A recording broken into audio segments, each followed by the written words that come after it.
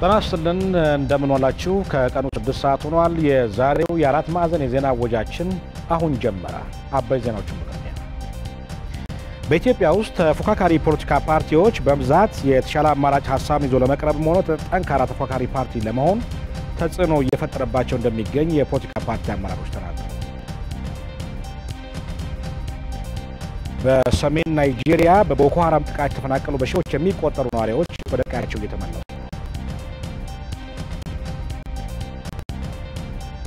አብራችሁን ቆዩ መሰለ ገብሮት ለረጅም ጊዜያት በውጭ ሀገር የቆየው የኡጋዴን ብሔራዊ ነፃ አውጪ ግንባር ኦብነግ አባላት አዲስ አበባ ገቡ የኢትዮጵያ መንግስት ከቅርብ ጊዜያት ወዲህ በውጭ ሀገራት የሚገኙ ተፎካካሪ ፓርቲዎችና በአሸባሪነት ተፈርጀው የነበሩ አካላት በይቅርታና በመደመር ወደ ሀገራቸው እንዲገቡ ባቀረበው ጥሪ መሰረት ነው ወደ ሀገር የገቡት ግንባሩ በሶማሌ ክልል ተከስቶ የነበረውን ግጭት ተከትሎም የተኩስ አቁም ማወጁን የገለጸ ሲሆን በክልሉ ዘላቂ ሰላምን ለማረጋገጥ እንደሚሰራም የኦብነግ ቃል አቀባይ አቶ አዳኒ አብዱል ቃድር ተናግረዋል ኢነይ እስበደል ፊዓን ፖዚቲቭ ከመቆ በኢትዮጵያ ያለው የፖለቲካ ለውጥ ጥሩ ጅማሮ ነው የፖለቲካ እስረኞች ከስር መለቀቃቸውና ሌሎች እየተወሰዱ ያሉ እርምጃዎች የሚበረታቱ ናቸው የመገናኛ ብዙሃንም ሐሳባቸውን በነፃ የመግለጽ መብታቸው እየተረጋገጠ መጥቷል አሁን በፍጥነት ለመምጣት የቻልነው በኢትዮጵያ ሶማሌ ክልል ያለው የሰላም ሁኔታ የተወሳሰበ በመሆኑ የክልሉ ነዋሪዎች ፍርሃት ገጥሟቸዋል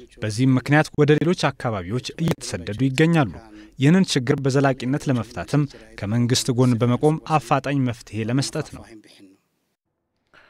እንደ ሪፖርተራችን ሩት ወርቁ ዘገባ የኦብነግ 3 አባላት ወደ ሀገራቸው መግባት በሶማሌ ክልል ያለውን አለመረጋጋት ለመቅረፍ አስተዋጽኦ እንዳለውና መንግስት ከተፎካካሪ ፓርቲዎች ጋር በጋራ ለመስራት ያለውን ፍላጎት የሚደግፍ እንደሆነም የመንግስት ኮሙኒኬሽን ጉዳዮች ሚኒስትር ዴኤታ አቶ ካሳሁን ጎንፌ ተናግረዋል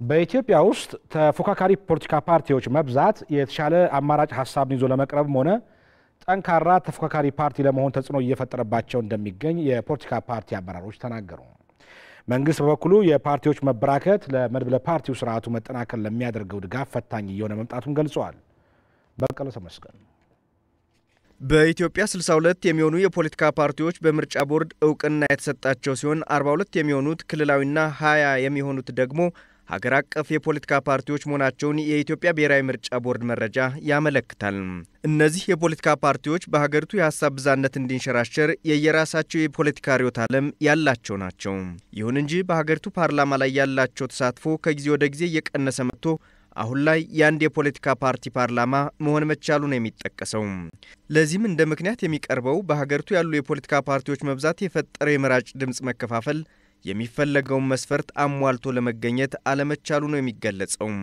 የተለያዩ የፖለቲካ ፓርቲዎች እንዲደራጁ በህግ የተፈቀደ ቢሆንም እንኳን የፓርቲዎቹ መብዛት ግን ተፎካካሪና ጠንካራ እንዲሆኑ አለማስቻሉን ነው የተለያዩ የፖለቲካ ፓርቲዎች ለኢቲቪ የተናገሩት ፓርቲዎች በተነጣጠሉ ቁጥር አቅማቸውን እየተነጣጠለ እየተበታተነ ገዢው መንግስት እንዲያሸንፍ የራሱን አስተዋጽኦ እያደረገ ነው ያለው በመጀመሪያ ደረጃ ትልቁ ችግር ያለው በኢህአዴግ በመንግስትና በምርጫ ቦርድ እንዲሁም ተባባሪ በሆኑት ፓርቲዎች ጭምር ነው በኢትዮጵያ ውስጥ ያለው ርዕዮተ ዓለም 3 ነው አብዮታዊ ዲሞክራሲ አንድ ኢህአዴግ የሚመራበት ሶሻል ዲሞክራሲ አቶ ማንቀርታ ፕሮፌሰር በየነ ጴጥሮስ የሚመሩት ፓርቲ ሌላው 20 ፓርቲ በአንድነት በሊበራል ዲሞክራሲ ውስጥ የታቀፈ ነው 20 ፕሬዝዳንት 20 ምክትል 20 ጸሐፊ ሆኖ በአንድ ርዕዮተ ዓለም ይሄ አሳፋሪም ነው ትክክልም አይደለም ተፎካካሪና ጠንካራ የፖለቲካ ፓርቲ እንዲሆኑም የተለያዩ ሐሳቦች እንዲንሸራሸሩ ፓርቲዎቹ ተሰባስበው በጋራ በመሆን ወደ ምርጫ መቅረብ እንዳለባቸውም ገልጸዋል እነዚህ የተበታተኑ ፓርቲዎች ወደ አንድ መስመር መጥተው ሐሳባቸውንም ሪሶርሳቸውንም የሷይላቸውንም ወደ አንድ እስካላመጡ ድረስ በዚህ በተበታተነ መልኩ 2012 ምርጫ ውስጥ ብንገባ አሁንም 100% ውጤቱን ከመርገም ውጪ ሌላ ሊሆን አይችልም መደመርና አብሮ መሆን ሲችል 20 ፓርቲ እንደ አይዲዮሎጂው አንድ ሆኖ መተዳደር ደግሞ አንድ ሆኖ ስምና አመራሮችን ብቻ በማብዛት ፓርቲዎችን ማብዛትና ለህዝብም ግራ በሚያጋባ መልኩ በምርጫ ወቅት በአንድ ምርጫ ጣቢያ 1 2 3 ተቃዋሚዎች ወይም ደግሞ ገዢ ፓርቲ መቅረብ ሲገባው 12 ሆኖ ይቀርባል 12ቱም ድምጽ ይበታተናሉ የራሳቸውን ድምጽ በትነው ኢህአዴግም እንዲቀጥል ከሚያደርጉበት ሲስተም አንዱ ይሄ ነው የግድ እየተደመርን መሄድ አለብን የሚል ዓላማም አለን ለምሳሌኛ 10 የፖለቲካ ፓርቲዎች አገር አቀፍ የሆኑ ፖለቲካ ፓርቲዎች አንድ ላይ ለመንቀሳቀስ ያው እየሞከርን ያለ ነው። በገዢው ፓርቲ በኩል የመድበለ ፓርቲ ስርዓቱን ለማጠናከር የተለያዩ ተግባራት ሲከናወኑ ቢቆይም ፓርቲዎቹ ለወከሉት ህዝብ ተመራጭ ሆነው መቅረብ እንዳልቻሉ ነው የሚጠቀሰው። የሐሳብ ብዛነትን ለማስተናገድና ጠንካራ ተፎካካሪ የፖለቲካ ፓርቲ እንዲኖር ሰብሰብ ብለው እንዲቀርቡና መንግስትም ለዚህ ድጋፍ እንደሚያደርግ ይሰራል ያሉት የገዢው ፓርቲ ሊቀመንበር ዶክተር አብይ አህመድ ናቸው። በቅርቡ የተቃዋሚ የሚባሉ ያኔ ተቃዋሚ ብያቸዋለሁ ተፎካካሪ መሆን ገና ስላልደረሱ እናንተም ዛሬ ተቃዋሚ ናችሁ። ተፎካካሪ መሆን ከፈለጋችሁ 2 ወይም 3 ፓርቲ መሆን አለባችሁ። መፎካከር ማለት የተሻለ ሐሳብ ይዞ መምጣት ማለት ነው። መቃወም ማለት አይደለም። የተሻለ የበለጠ ሐሳብ ለማምጣት ደግሞ መደመር ያስፈልጋል። እዚህ ያላችሁም ከተበተናችሁ ኢትዮጵያ ያለም አሁን 60 እስከ 80 ነው ታውቃላችሁ ፓርቲ 4 5 ቢሆን ግን ኤክስትሪም ሐሳቦች እንኳን ቢኖሩ መካከለኛ ሐሳብ ካለ በኔ በኩል በደንብ ለማገዝ ዝግጁ ነን። አሁን ግን 5ም ሰው 6ም ጓደኛሞች መጥተው ፓርቲ ነን ብራግዙን ቢሮ ስጡን ሲሉ ልክ ለዜጎች ኮንዶሚኒየም እንደማደል ከባድ ነገር ነው።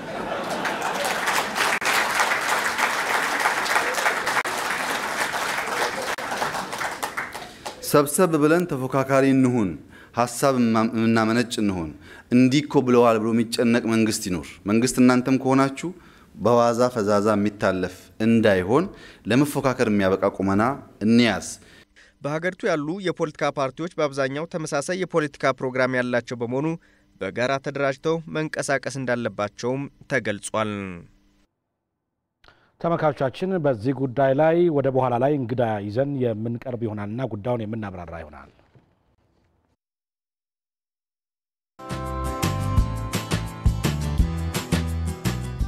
የተራራቀ ሳይሆን የተደመረ በድልድይ የተቀራረበ ለራሱ ብቻ ሳይሆን ለአፍሪካ ኩራት የሆነ ኢትዮጵያን መፍጠር ከፈለጋችሁ በይቅርታ ዛሬ እንደመር።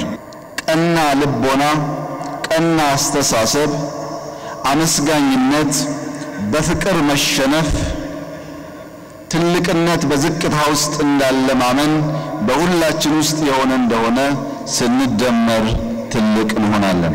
ስንደመር የምናምር ብቻ ሳይሆን የኢትዮጵያን ቀን ማወጅ የምንችል መሆናችንን በተግባር ዛሬ አይታችኋል። የጥቁር ሕዝቦች ኩራትና ተስፋ የሆነችው ሀገራችን ኢትዮጵያ ጨለማ ያጠለለበትን ሰማይ በመደመር ገፈን ለጥቁር ሕዝቦች ብቻ ሳይሆን ለዓለም ብርሃንን ልናበስር ይገባል። የሀገራችንን የጥላቻ መንፈስ በጽሞና አዳምጠን ራሳችንን በማሸነፍ ታላቅ ሀገር የምንገነባበት የለውጥ ጉዞ መሆን አለበት። ዜናዎቻችን እንደቀጠሉ ናቸው።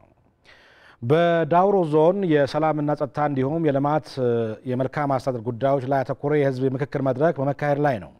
በፌዴራልና በክልል ከፍተኛ አመራሮች በሚመራው በዚህ መድረክ ላይ ከሁሉም የዞኑ አካባቢዎች የተውጣጡ የተለያዩ የህብረተሰብ ክፍሎች ተሳታፊ ሆነዋል።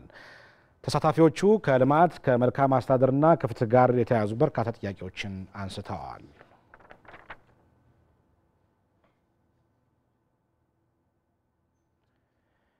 በአዲስ አበባ ካዛንቺስን ጨምሮ በተለያዩ አካባቢዎች ከ3 ዓመታት በፊት ለመልሶ ማልማት የፈረሱ አካባቢዎች ለህገወጥ ተግባር እየዋሉ መሆኑን ነዋሪዎች እየተናገሩ ነው።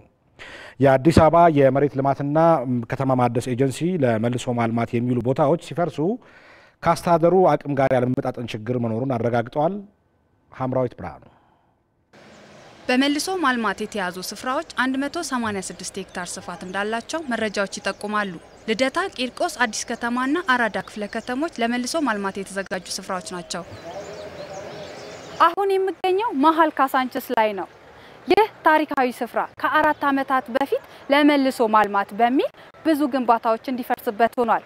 ዛሬ ላይ ግን የተጠበቀለትን የተንቆጠቆጠና ያማረ ህንጻ ከማየት ፋንታ እንደዚህ ዳዋና የቆሻሻ ማጠራቀሚያ ሆኗል። ከፈረሰ 3 ዓመት ነው። ምንም አይነት ልማት ተካሂዶበት አያውቅም። ሽንት መስኛ፣ ቆሻሻ መድፊያና የተለያየ ግንባታዎች መድፊያ ነው ሆኖ ያለው። አሁን ግን ባለው ሁኔታ የስራችንን ቦታ እዛ አካባቢ ነው። እንደውም አንዳንድ ሞባይሎች ተነጥቆላ መሮጫ ሆኗል። በጣም ንጹህ ቦታ ነበረ። በልማት ምክንያት ነው የፈረሰው።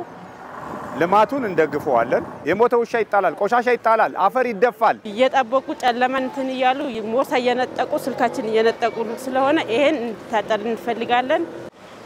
ልክ እንደ ካሳንቺስ አካባቢዎች ሁሉ ከ7 ዓመታት በፊት በእንዲህ መልኩ የምንመለከታቸው የ4 ኪሎ ጥሻ የወረሳቸው አካባቢዎች ለመልሶ ማልማት በሚል ምክንያት ነባር መንደሮች የፈረሰባቸው አካባቢዎች ናቸው። ከታጠረ 7 ዓመቱ ነው። ምንም የተሰራ ነገር የለም። ፓርላማ ማስፋፊያ ፕላስ ደግሞ አንዳንድ የራሳቸው ፕሮጀክቶች ነበራቸው። ምንም የተሰራ ነገር የለም። ፕላስ እዚህ አካባቢ ተወልዶ ላደገም ሰው ለኖረም ሰው ምንም አይነት ሶሉሽን አልተሰጠም። ቀበሌው መልካም አስተዳደርን ምንም ሊያስተገብር አልቻለም። ያለ ጥናት ነው የፈረሰው። ጥናት ማይኖር ኖሮ ይሄ ወደ ልማት ይገባ ነበር። ብዙ ረጅም ጊዜ ሆኖታል። አሁን ባለው ሁኔታ ላይ ግማሹ በስህተት ነው የፈረሰው ይባላል። ሁለተኛ ደግሞ እዛ አካባቢ የነበሩ ቤቶች አብዛኛው ክራይ ቤቶች ናቸው። በቅርስና አደራ ተመዝግቧል እየተባለ ይወራል። አፍራሽ አካሉ በምን አይነት ሁኔታ እንዳፈረሰው ግልጽም አይደለም። ችግሩ ምን እንደሆነ አላቀ የበላይ ኃላፊዎች ለምን አላማ ሊውል እንደታሰበ ግን በዛ መሃል ግን ትልቅ የሆነ ማህበራዊ ቀውስ ግን ተፈጥሯል እዚህ ጋር።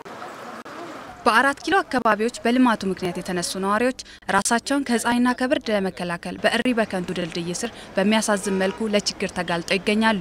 እነዚህ ስፍራዎች አስከፊ ገጽታ እስኪይዙ ድረስ ሃይባ የለም ወይ የሚል ጥያቄ ኢቲቪ ለሚመለከተው አካል ጥያቄ ያቀርባል። በቅድ ነው ማለት እየሄደ ነው ያለው ማለት አይቻልም። ምክንያቱም እነዚህ ፕሮጀክቶች ረጅም ጊዜ ቆይተዋል። ኦልሞስት እንግዲህ ከ2003 ጀምሮ እስካሁን ያለውን ጊዜ ማሰብ ይቻላል። ስለዚህ በቅድ መሰረት እየሄደ አይደለም። የተለያዩ የመልሶ ማልማት የተለያዩ እንቅፋቶች አሉበት፣ ችግሮች አሉበት። ሰዎች ነው የሚነሱት ከቦታቸው። በዛ ሂደት ውስጥ የተለያየ ችግር አለ። የፍርድ ቤት ክርክሮች አሉ። በእኛና በተነሺዎች መካከል የሚኖሩ እነሱ እስኪቋጩ ድረስ የግድ መጠበቅ ያስፈልጋል። ኤጀንሲው በቀጣይ እንዲህ አይነት ክፍተቶች እንዳያጋጥም ግብ ጥሎ እየሰራ መሆኑን ገልጿል። በአመት ታቅዶ የነበረው ወደ 360 ሄክታር መሬት ነው እንሰራለን ተብሎ በቅድ ሲታይ ነበር። 2008 እንደዛ ነበር፣ 2009 እንደዛ። አሁን ምንድነው ሳይዙን ቀንሰነዋል፣ በጣም ቀንሰነዋል። በቃ መስራት በምንችልበት አቅማችን መጠን እንስራ ብለን ወደ 78 ሄክታር አካባቢ ነው እንደ ፕላን ያዝነው ይብል ለቀጣይ 2011 ማለት ነው። በአዲስ አበባ መዲና ውስጥ በመልሶ ማልማት ምክንያት ዜጎች ተፈናቅለው ተገቢውን የመተኪያ ቦታ ባለማግኘታቸው ለችግርና ለእንግልት ከመዳረጋቸው ባለፈ እነዚህ ክፍት ቦታዎች ሳይለሙ ለረጅም ዓመታት በመቆየታቸው ለቆሻሻ ማጠራቀሚያና ለተለያዩ ወንጀል መፈጸሚያ ሆነዋል። የሚመለከተው አካል የችግሮቹን ጥልቀት በመረዳት ግንባታውን በማካሄድ አሊያም ክፍት ቦታዎቹን ማጽዳትና መከለል ይገባዋል። በዚህ ልክ ለተፈጠረው ክፍተትም ተጠያቂ አካል መኖር እንዳለበት አስተያየት ሰጪዎች አክለዋል። በሰኔ 16ቱ የድጋፍ ሰልፍ ቦምብ በማፈንዳት ወንጀል የተጠረጠረው ጥላሁን ጌታቸው የተባለው ግለሰብ ላይ ክስ ሊመሰረት ነው።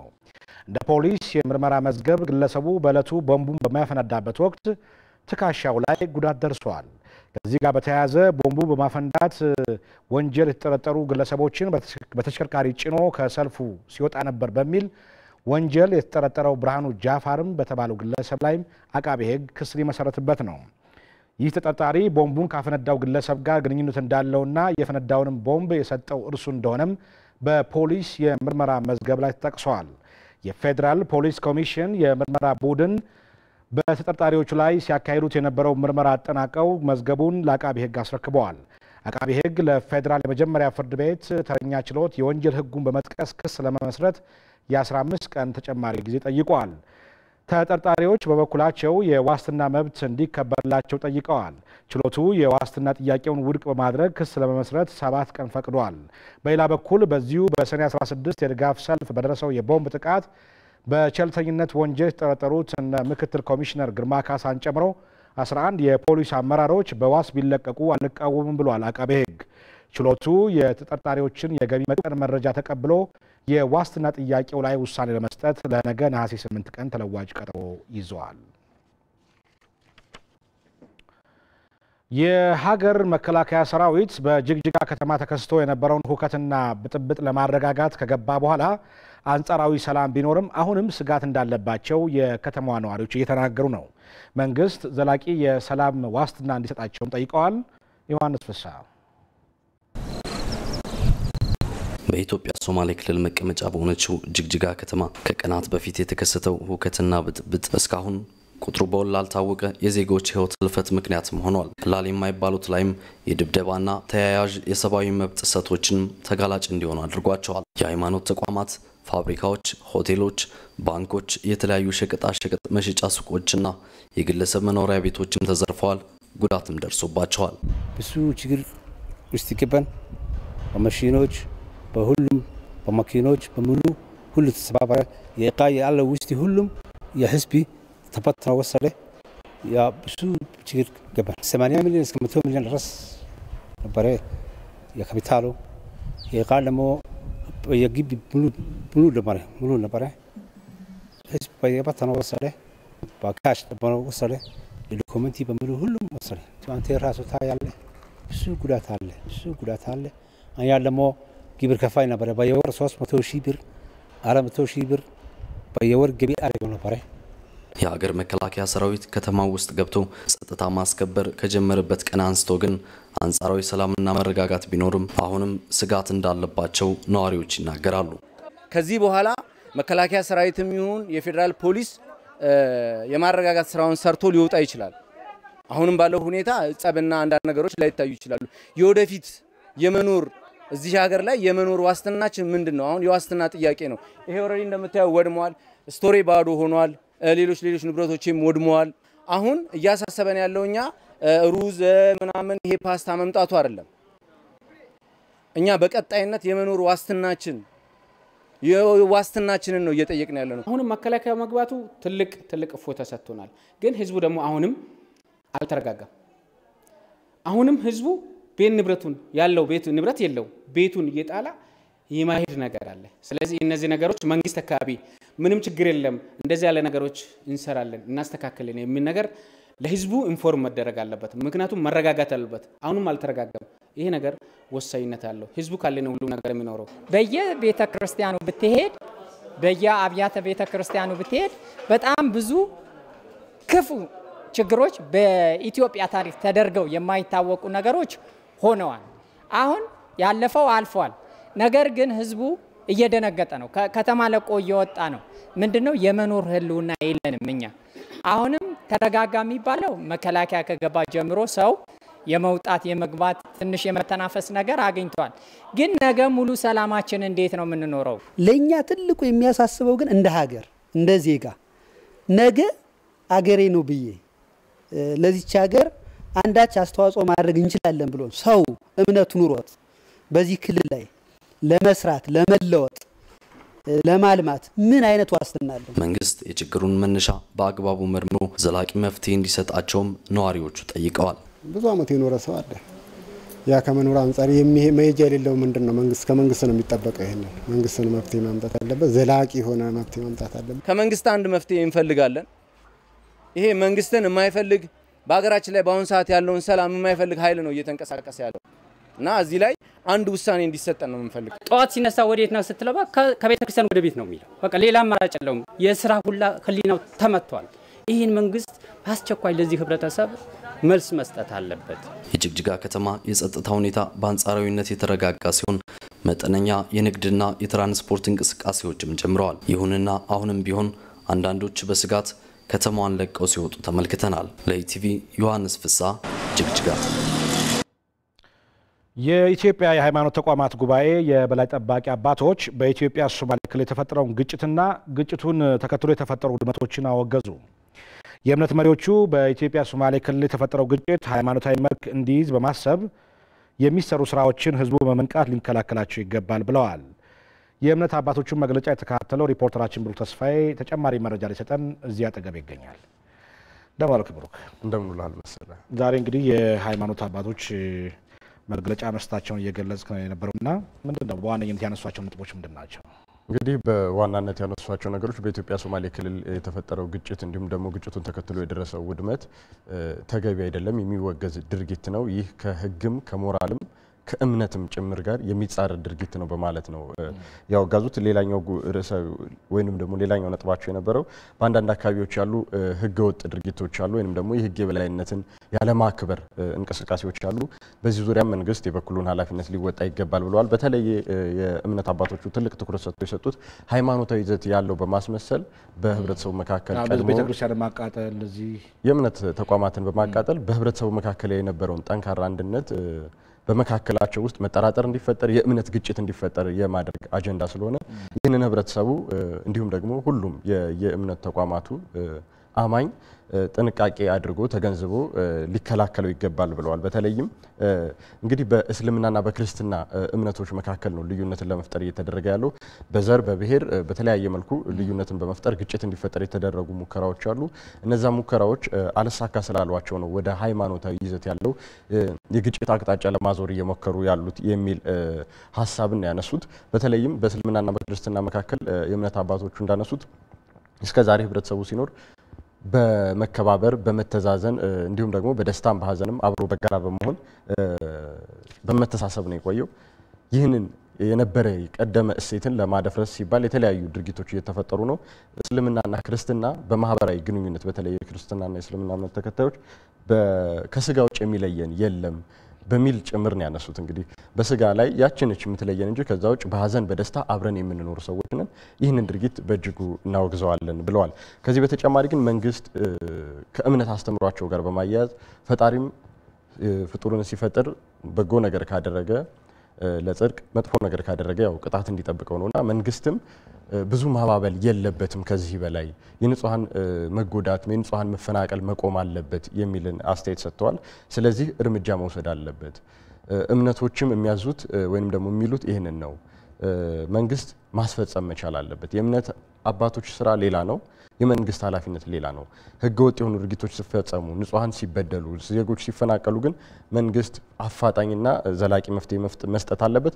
ከዚህ በተጨማሪም በሌሎች አካባቢዎች ላይ ሊፈጠሩ የሚችሉ ግጭቶችን አስቀድሞ በማጥናት እነዛ አካባቢዎች ላይ ግጭት እንዳይፈጠሩ ከወዲሁ ምላሽ መስጠት መቻል አለበት ብለዋል። ለተፈናቀሉ ዜጎችም ምንድነው የተባለው? አሁን በተለይ የተፈናቀሉ ዜጎችን የእምነት ተቋማቱ ምን ሚናቸው ምን መሆን አለበት ተባለ? ለተፈናቀሉ ዜጎች እንግዲህ የእምነት ተቋማቱ የበኩላቸውን ሚና እንደሚወጡ ተናግሯል። በተለይ እምነት ተቋማቱ የሂሳብ ደብተር ወይንም ደግሞ ባንክ ቡክ አካውንት በመክፈት በዛ ገቢ እንዲሰባሰብ በማድረግ የተፈናቀሉትን መርዳት ያስፈልጋል ብለዋል። ግን ይሄ ጊዜያዊ እርዳታ ለነሱ ጊዜያዊ መፍትሄ ከመሆን ባለፈ ምንም የተለየ ጥቅም አይኖረውም። ዘላቂ መፍትሄ ነው የሚያስፈልጋቸው።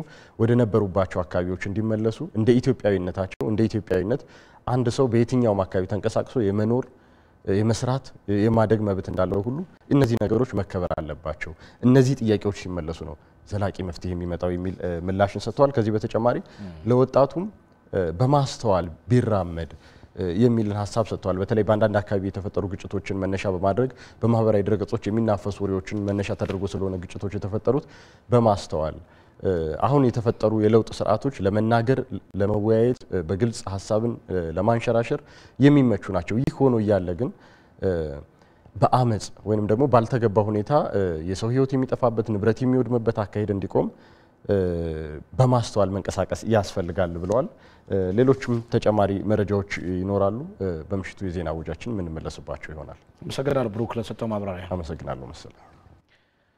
ተመልካቾች ይህ የአራት ማዕዘን የዜና ውጃችን ነው። ለባህል ሕክምና የሚሰጠው ትኩረት እየቀነሰ መምጣቱ ተገለጸ። ለባህል መድኃኒትነት የሚውሉ እጽዋትም እየተመናመኑ መምጣታቸው ነው የተገለጸ ያለው። በሕክምናውና ተያያዥ ጉዳዮች ላይ ሪፖርተራችን ሩት ወርቁ አንድ ዘገባ አዘጋጅታለች። አልጋነሽ ተከታ አቀርባለች። በኢትዮጵያ ባህላዊ ሕክምና ከረጅም ጊዜያት ጀምሮ በጥቅም ላይ ሲውል የነበረ መሆኑን መረጃዎች ያሳያሉ። ባህላዊ ሕክምና የተለያዩ ህመሞችን ለማከም እጽዋትን፣ ማዕድናትንና ተፈጥሯዊ የሆኑ ንጥረ ነገሮችን ይጠቀማል። ባህላዊ ሐኪሞች ህመምን ከማከም ባለፈም ህመምን አስቀድሞ ለመከላከል የሚያስችሉ መድኃኒቶችንም ይቀምማሉ። ይሁን እንጂ ለዘርፉ የሚሰጠው ትኩረት አናሳ በመሆኑ እየተዳከመና የባህላዊ ሕክምና አዋቂዎች ቁጥርም እየቀነሰ መምጣቱን ነው በዘርፉ የተሰማሩ ሰዎችና ጥናት ያደረጉ ምሁራን የሚገልጹት። የባህል ሕክምና ስናየው አባት የሌለው ወይም ደግሞ ማን ይህንን ስራ በደንብ ሰርቶ ውጤታማ ይሁን የሚል አካል የለውም። ስለሌለ በየጊዜው ዛሬ የባህል ማዕከል ይህን ፕሮግራም አዘጋጅቷል። የዛሬ ወር ወይም ደግሞ በሚቀጥል የለም ይከስማል። ስለዚህ ያዝን ለቀቅ የሚለው ሁኔታ ቢቀርና በዚህ ሙያ ላይ ያለውን ሁኔታ በሰፊው ቢታይ ደግሞ በጣም ጥሩ ነው። እንዲሁም ደግሞ የባህል ሕክምና አዋቂዎች በየክልሉ የተበታተኑ ስለሆነ እነሱ ማሰባሰቡ ራሱ አንድ ችግር ሆኗል። የኢትዮጵያ ባህላዊ ሕክምና ኢንስቲትዩሽናል ባለቤት የለውም። እኔ ነኝ የሚመለከተኝ ብሎ የሚወስደው አካል የለም። ስለዚህ ይሄ ባለቤት ሊበጅለት ይገባል። ማን ነው በዋናነት ረን የሚያደርገው? እዚህ በየሴክተር መስሪያ ቤቶች ውስጥ ያሉትን ሰብሰብ አድርጎም ሊሆን ይችላል። ከሴክተር መስሪያ ቤቶችንም ኮኦርዲኔት የሚያደርግ አንድ ዩኒት ወይ አንድ ኢንስቲትዩሽን ያስፈልገዋል ብለን ነው የምናስበው። ለባህላዊ ሕክምና መድኃኒቶችን ለመቀመም ጥቅም ላይ የሚውሉ እጽዋት እየተመናመኑ መምጣት ደግሞ በዘርፉ ላይ የተደቀነው ሌላው ስጋት ሆኗል። ባህል ሕክምናው ራሱ ሳይንሱ የተመሰረተው እጽዋት ላይ፣ ማዕድናት ላይ፣ እንስሳት ላይ እንደዚህ ተፈጥሯዊ ነገሮች ላይ ነው የተመሰረተው። ከዚህ አኳያ በተለይ በሀገራችን በጣም በፍጥነት እየተቀየረ ያለው የአካባቢ ለውጥ ችግር ውስጥ ከቶታል። ጠበብቱ ድሮ በቀላሉ ያገኟቸው የነበሩት እጽዋቶች አሁን እንዳያገኟቸው ሆነዋል። የደን ምንጣሮ ትኩረት ሪፕሌስመንት በቦታው መልሶ የመተካቱ ነገር በጣም የላላ መሆኑ እነዚህ ነገሮች አንዱ ችግር ናቸው። ሁለተኛው ችግር ደግሞ ቦታ የለውም፣ ስፍራ የለውም። እንደውም የሚነቀፍ ኋላ ቀር የማይጠቅም የሚጎዳ ተደርጎ ነው የታየው። ስለዚህ ይሄንን ዘርፉን በጅምላ የሚጎዳ አድርጎ ማሰብ ዘርፉን እንዳናለማው አድርጎናል። ዩኒቨርሲቲዎቻችን ተመራምረው ደግፈው ከፍ ወዳለ ደረጃ አላደረሱትም። ባህላዊ ሕክምና ለህብረተሰቡ እየሰጠ ካለው አገልግሎት ባለፈ ለዘመናዊ ሕክምና ሊያበረክት የሚችለው አስተዋጽኦም ከፍተኛ በመሆኑ ትኩረት ሊሰጠው ይገባል። ባህላዊ ሕክምናችን እንዴት አድርጎ የዘመናዊ ሕክምናውን ይቀላቀል ነው። በተለያዩ አካላት በአገሪቱ ውስጥ በተለያዩ ሴክተር መስሪያ ቤቶች ውስጥ የተለያየ ኮንሰርን አለው፣ የተለያየ እይታ አላቸው ስለ ባህላዊ መድኃኒት። ባህላዊ መድኃኒቱ ግን ስቲል ዲታችድ ነው ያለው። ለህዝቡ የሚሰጠው ጥቅም እንዳለ ሆኖ ከዘመናዊ ሕክምናው ተለይቶ ነው ያለው። የመነሻ ሀሳቡ ቁጭቱ ምንድነው? እንዴት አድርገን ኢንተግሬት እናደርገዋለን ነው። ወደ ዘመናዊ ሕክምና እንዴት አድርገን እናስገኘው።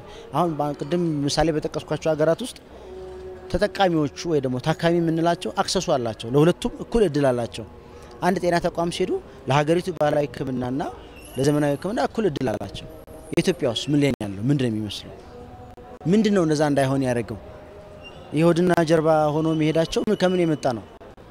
እሱንስ እንዴት አድርጎ መቅረፍ ይቻላል ከሚለው ሀሳብ ነው የመነጨው። በዘመናዊ የሕክምና ዘርፍ በርካታ ከባህላዊ ሕክምና የተወሰዱ ግብአቶችና ልምዶች መኖራቸው ባይካድም እውቅና አለመስጠትና በዘርፉ የሚመለከታቸው አካላት ትኩረት አለመስጠታቸው ለባህላዊ ሕክምና እየተዳከመ መምጣት እንደ ምክንያት ይጠቀሳል።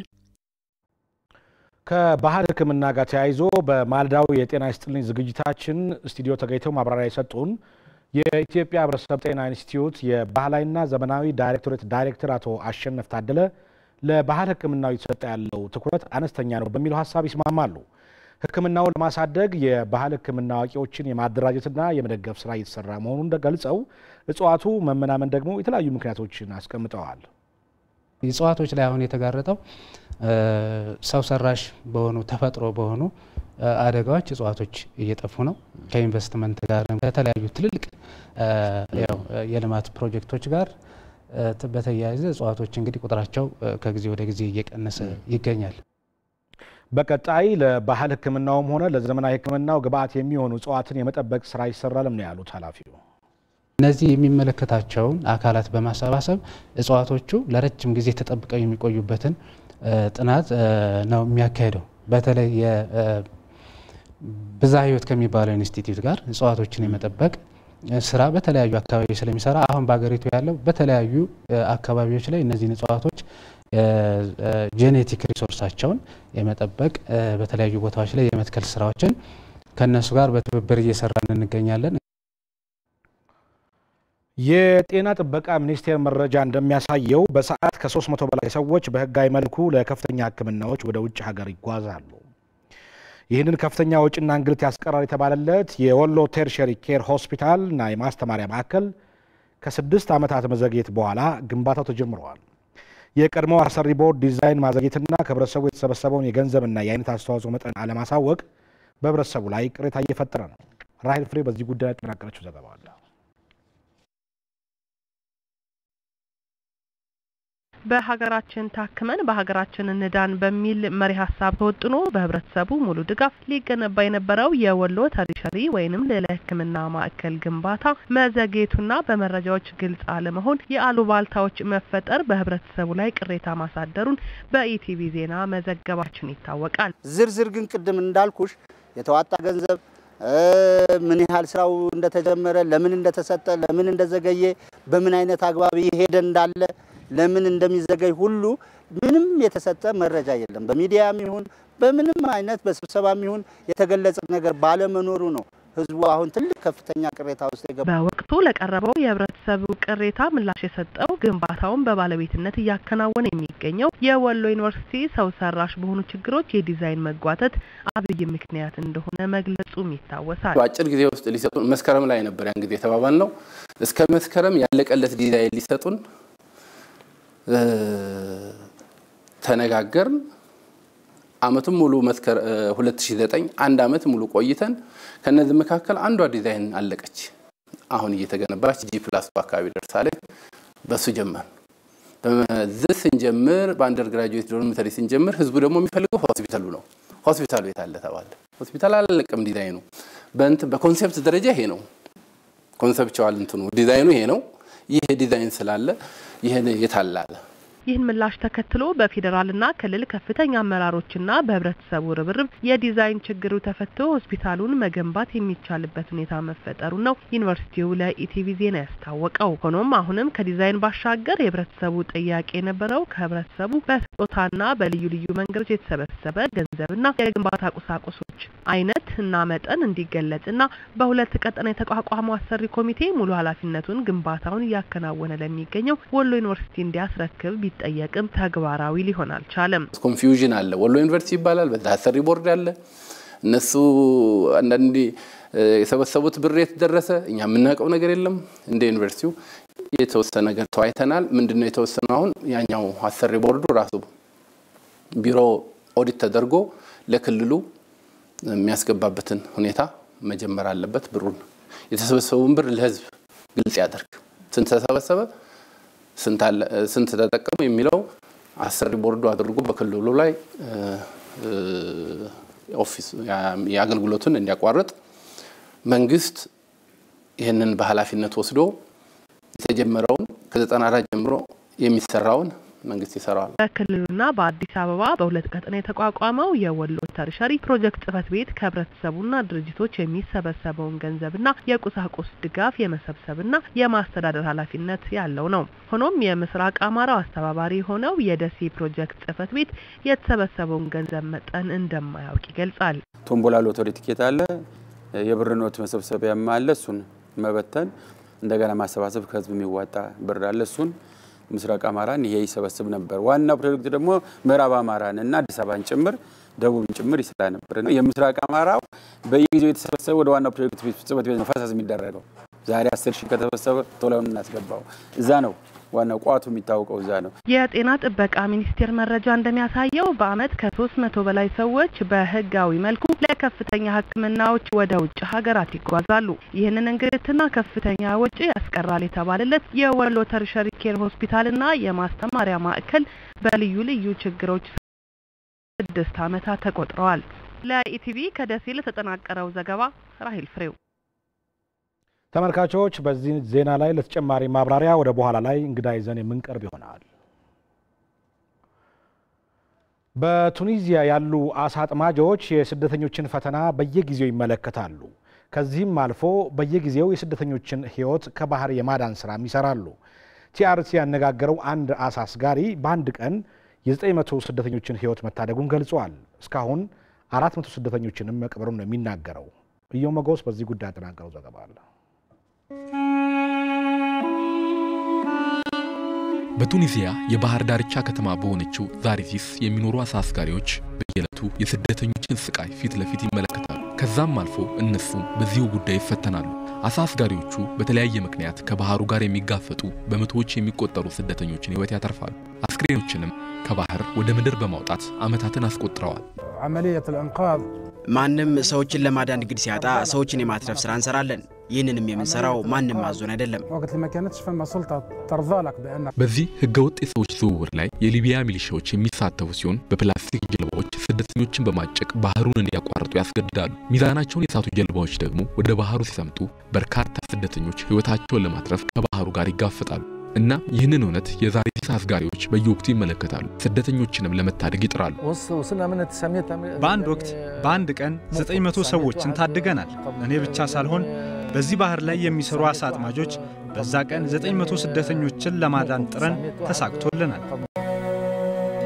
አሳ አስጋሪዎቹ ይህ ስደተኞችን የማዳን ስራቸው ዋጋ የሚያስከፍላቸው ነው። በየጊዜው ከሊቢያ ሚሊሻዎች ጥቃት ይሰነዘርባቸዋል። የምንከፍለው ከባድ ዋጋ ነው። በበጎ ፍቃድ በመንሰራው ሰውን የማዳን ስራ በሊቢያ ሚሊሻዎች የተገደሉብን አሳ አጥማጆች አሉ። ታጣቂዎቹ ስደተኞችን እንድናድን አይፈልጉም። ምክንያቱም ሰዎች እንዲሞቱ ይፈልጋሉ። በዛሪዚስ ባህር ላይ አስክሬኖችን መመልከት ለአሳ አጥማጆቹ የተለመደ ነው። አስክሬን አይቻለሁ። ጀልባዬ ብዙ ጊዜ አስክሬን አቋርጦ አልፏል። ተንሳፎ 15 ኪሎ ሜትር እየተጓዘ አስክሬንም ገጥሞኛል። በየኪሎ ሜትሩ ርቀት የሞቱ ስደተኞችን ባህር ላይ ማየት የተለመደ ነው። አንዳንዴም በየ500 ሜትሩ ልታገኝ ትችላለህ። ብዙ በተጓዝከ ቁጥር ብዙ አስክሬን ታያለህ። አልፎ አልፎ ደግሞ ወጀቡ ባዶ ጀልባና አስክሬን ያመጣል። ይህ ከአደጋ የተረፈ ጀልባ አሳ ለማጥመድ የሚውል ቢሆንም ህገወጥ አዘዋዋሪዎች ግን ለዓላማቸው እንዲመች ማሻሻያ በማድረግ ከቁጥር በላይ ስደተኞችን በማጨቅ ያመላልሱበታል። አንዱን ካንዱ አጠገብ በዚህ መልኩ ያስቀምጧቸዋል። በዛሬዚስ የሚኖረው አሳ አጥማጁ ሸምሰዲን ሞዝሪክ ደግሞ የሞቱ ስደተኞችን በክብር ያሳርፋል። ሞዝሪክ እስካሁን በዚህ መካነ መቃብር 400 ስደተኞችን ቀብሯል። እነዚህ ሰዎች በመንግስታቸው የተጨቆኑ ናቸው። ይኖሩ የነበረውን በስቃይ ውስጥ ነው። ወደ ሊቢያም የሚጓዙት ደግሞ ህይወታቸውን አደጋ ላይ ጥለው ነው። አብዛኞቹ በበረሃ ይሞታሉ። ሊቢያ ከገቡ በኋላም ስቃይ ይደርስባቸዋል። የሚሸጡም አሉ። ሴቶች ይደፈራሉ። በመጨረሻም በእነዚያ የሞት ጀልባዎች ተሳፍረው ይሞታሉ። የሞቱ ስደተኞችን የሚቀብረው ሞዝሪክ የስደተኞችን ስቃይ አስመልክቶ በአውሮፓ ፓርላማ በቅርቡ ንግግር አድርጓል። መልእክቱም ጠንካራ ነበር። የአፍሪካ ሀገራት ላይ ሊሰራ ይገባል። ስደትን ማቆም ከፈለግን ለሊቢያ ሚሊሻዎች ገንዘብ ከመስጠት ይልቅ ገንዘቡን በርካታ ስደተኞች የሚመጡበትን የአፍሪካ ሀገራት ለማሳደግ ልናውለው ይገባል። እንደ መረጃዎች ጥቆማ ባለፈው ዓመት 2600 ስደተኞች ወደ ጣሊያን ለመግባት በማለም የሜዲትራኒያንን ባህር ሲያቋርጡ ህይወታቸውን አጥተዋል። ህገወጥ ስደትን በተመለከተ የተሰሩ ተከታታይ ስራዎች ለውጥ መምጣታቸውን የሚናገሩት በዓለም አቀፉ የፍልሰት ድርጅት የስደተኞች ጉዳይ ባለሙያ ወይዘሮ ልዩነት ደምስስ ለውጡን ለማስቀጠል ተከታታይ ስራዎች ሊሰሩ እንደሚገባ ተናግረዋል። ለውጥ መጥቷል እውነት ለመናገር ምክንያቱም ይሄንን የምንመለከትበት አንዱ መንገድ ለምሳሌ በደቡብ አቅጣጫ ወደ ደቡብ አፍሪካ መሄዱ ወጣቶች አሉ። በ2009 ከ8-9 ዓመት በፊት የተሰራ ጥናትና አሁን ደግሞ በ2015 እንደ አውሮፓውያን አቆጣጠር የተሰራ ጥናት ያሳየን ምንድነው የህዝቡ ቁጥር ቀንሷል። ወደ ደቡብ አፍሪካ መሄድ ከደቡብ ኢትዮጵያ በተለይ ከከምባታ ሀዲያ የሚነሱ ይሄ በዓለም አቀፍ የፍልሰት ድርጅት ወይም በዓለም አቀፍ የስራዎች ድርጅት ብቻ የመጣ ውጤት አይደለም። መንግስት ከፍተኛ ስራ ሰርቷል። በምስራቁ አቅጣጫም እየቀነሰ መጥቷል። ለምሳሌ በኤደን ባህረ ሰላጤ ያለው በፊት ከነበረው በመቶ ሺዎች የሚቆጠሩ በ2016 አንድም በየመን ያለው ግጭት በራሱ የሚያስቆም ስለሆነ ያ በራሱ የሚሄደውን ቁጥር ይቀንሳል። በኬንያ የተጀመረውን የጸረ ሙስና ዘመቻ ለማጠናከር ያለመ የዘርፈ ብዙ ምላሽ ስልት ማዕቀፍ ይፋ ተደረገ። የዘርፈ ብዙ ምላሽ ስልት ማዕቀፉ የመንግስትና የግሉን ዘርፍ ቅንጅት በማሳደግ የተጀመረውን ሀገር አቀፍ ዘመቻ ለውጤታማ ለማድረግ ያለመ ነው። የኬንያ የስነ ምግባርና የጸረ ሙስና ኮሚሽነር ሀላኬ ዋቆ ማዕቀፉ የጸረ ሙስና ዘመቻው ማንነትን ለማላበስና የፖለቲካ ትርጉም ለመስጠት የሚደረገውን ፍሬ አልባ ጥረት ባጭሩ ለማስቀረት ያግዛል ብለዋል። የሀገሪቱ የመገናኛ ብዙሃን ቡድን ሊቀመንበር ዊልፍሬድ ኪቤሮ በበኩላቸው የዘርፍ ብዙ ምላሽ ማዕቀፉ በተበታተነ መንገድ ይከናወን የነበረውን የጸረ ሙስና ትግል ለማስተባበር እንደሚያግዝ ነው የተናገሩት። Politicizing and ethnicizing corruption. እያስተዋልን ያለነው ምንድነው? ሙስናን ፖለቲካዊ ትርጉም መስጠትና ማንነትን እንዲላበስ የማድረግ ጥረት ነው። አሁን ላይ እንደ ኮሚሽን እየገጠመን ያለው ችግርም ይሄው ነው። ለምሳሌ አንድ ሰው ተጠርቶ ቃሉን እንዲሰጥ ሲደረግ፣ በተለይ ደግሞ የህዝብ ተመራጭ ከሆነ ከየስርቻው ነው ጩኸት የሚበረክትለት ማንነቱን መሰረት አድርጎ። እንዲህ አይነቱ ድጋፍ ለሌላ ዓላማ ቢውል መልካም ነበር። What we are saying is we fight going to war on this fighting of corruption and we lose.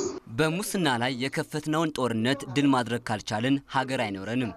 ራሳችንን ከውድቀት ለማዳን ደግሞ የትኛውንም አይነት ዋጋ ለመክፈል ዝግጁ መሆን ይኖርብናል። ጦርነቱ ሲገባ በተቻለ መጠን በጠላት ላይ ከፍተኛ ጉዳት ለማድረስ እንደምንሰራው ነው ሙሰኞች ላይ መዝመት ያለብን። በመድረኩ የተገኙት በኬንያ የአሜሪካ አምባሳደር ሮበርት ጎዴክ የማህበረሰብ ነቀርሳን ያሉትን ሙስና ለመዋጋት እየተከናወነ ባለው ዘመቻ ውስጥ የዳር ተመልካች ሊኖር እንደማይገባ አስገንዝበዋል። በኬንያ በሙስና ዘመቻ ውስጥ ቀጣዩ እርምጃ ግልጽ ነው። የመንግስት የሥራ ኃላፊዎች ከየትኛውም በኩል የሚመጡ የሙስና ሪፖርቶችን ማጣራት ላይ ማተኮር አለባቸው። መረጃና ማስረጃ ሲገኝ ደግሞ የህግ አስከባሪ አካላት ምርመራ ሊያከናውኑ፣ ተጠያቂ የሆኑትን ማንነታቸውን፣ የፖለቲካ ግንኙነታቸውንና ግላዊ ትስስር መሰረት ሳያደርጉ እንዲቀጡ ማድረግ አለባቸው። በፍርድ ቤት ጥፋተኛ የተባሉትን ደግሞ በአግባቡ ቅጣታቸውን እንዲቀበሉና እንዲታረሙ መስራትም ያስፈልጋል። ኬንያውያን ደግሞ መብታቸው የሆነውን አገልግሎት ማግኘት በገንዘብ መግዛት የለባቸውም። ማባቢያም ሆነ ጉርሻ መስጠት እንዲሁም መቀበል ነውር ነውና። በሙስና መከላከል ስራ ላይ የተሰማራው ትራንስፓረንሲ ኢንተርናሽናል ኬንያውያን በሙስና ምልከታቸው በፈረንጆቹ 2017 ከ180 የዓለም ሀገራት መካከል በ145ኛ ላይ እንደሚቀመጡ ይፋ አድርገዋል። የኮትዲቫር ፕሬዝዳንት አላሳን ዋታራ ለ800 የፖለቲካ እስረኞች ምህረት አደረጉ። የቀድሞው የሀገሪቱ ቀዳማዊት እመቤት የነበሩት ሲሞን ባግቦ ፕሬዝዳንታዊ ምህረት ከተደረገላቸው እስረኞች ውስጥ ይገኙበታል። ሲሞን ባግቦ በፈረንጆቹ 2013 ተካሄደውን ምርጫ ተከትሎ በተቀሰቀሰው ሁከት እጃቸው አለበት በሚል የ20 ዓመት እስራት ተፈርዶባቸው ነበረ። የመሬትና የማንነት ጥያቄ ምርጫ በቀረበ ቁጥር የሚያገረሽባትን ሀገር ከችግሯ ለማላቀቅ ምህረት ማድረጋቸውን ፕሬዝዳንት አላሳን ዋታራ ተናግረዋል። በፕሬዝዳንታዊ ምህረት የቀድሞው አማጺ ቡድን አባላትና በፖለቲካ አቋማቸው ምክንያት ለስራት ተዳርገው የነበሩ የተለያዩ የፖለቲካ ፓርቲ አመራሮችና አባላት ተጠቃሚ መሆናቸውን ሮይተርስ ዘግበዋል። ምዕራብ አፍሪካዊቷ ኮትዲቫር በዓለም ቀዳሚዋ የካካዋ አምራች ሀገር ናት።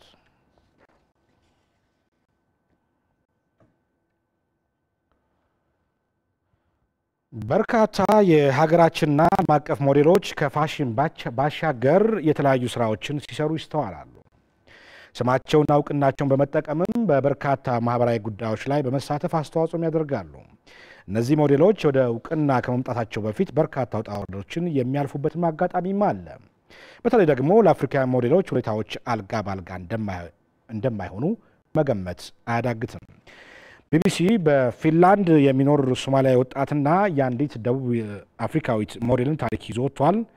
ተመስገን ሽፈራ ተመልክቶታል። በተለያዩ የጥበብና የፈጠራ ስራዎች ላይ የተሰማሩ ጠቢባን የመኖራቸውን ያክል እነርሱ ተጠበው የሰሩት ስራ ለህዝብ እንዲደርስ ወይም እንዲተዋወቅ የሚያደርጉ ሞዴሊስቶች አሉ። ይህን ስራ ከሚሰሩት ውስጥ ሁለት አፍሪካውያን ዛሬ እናስተዋውቃችሁ። ዛካሪያ አሊና ኦሊቫ ሳንግ ይባላሉ። ታሪካቸውን ከራሳቸው አንደበት እንከታተል። በአንድ የሞዴሊንግ ኩባንያ የመስራት እድል ገጠመኝ።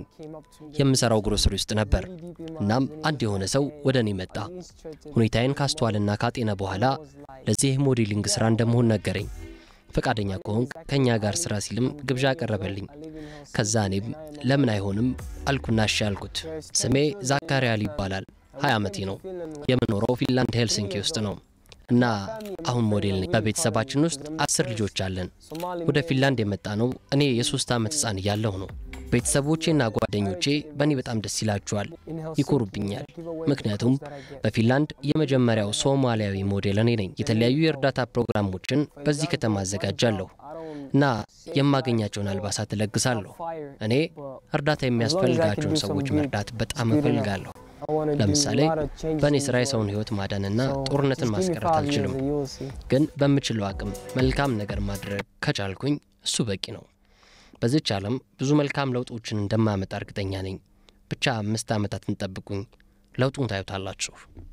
I would not trade my skin for anything in the world. ዓለም ላይ ያለ ማንኛውም ነገር ቢቀርብልኝ በቆዳዬ ቀለም መለወጥ አልፈልግም።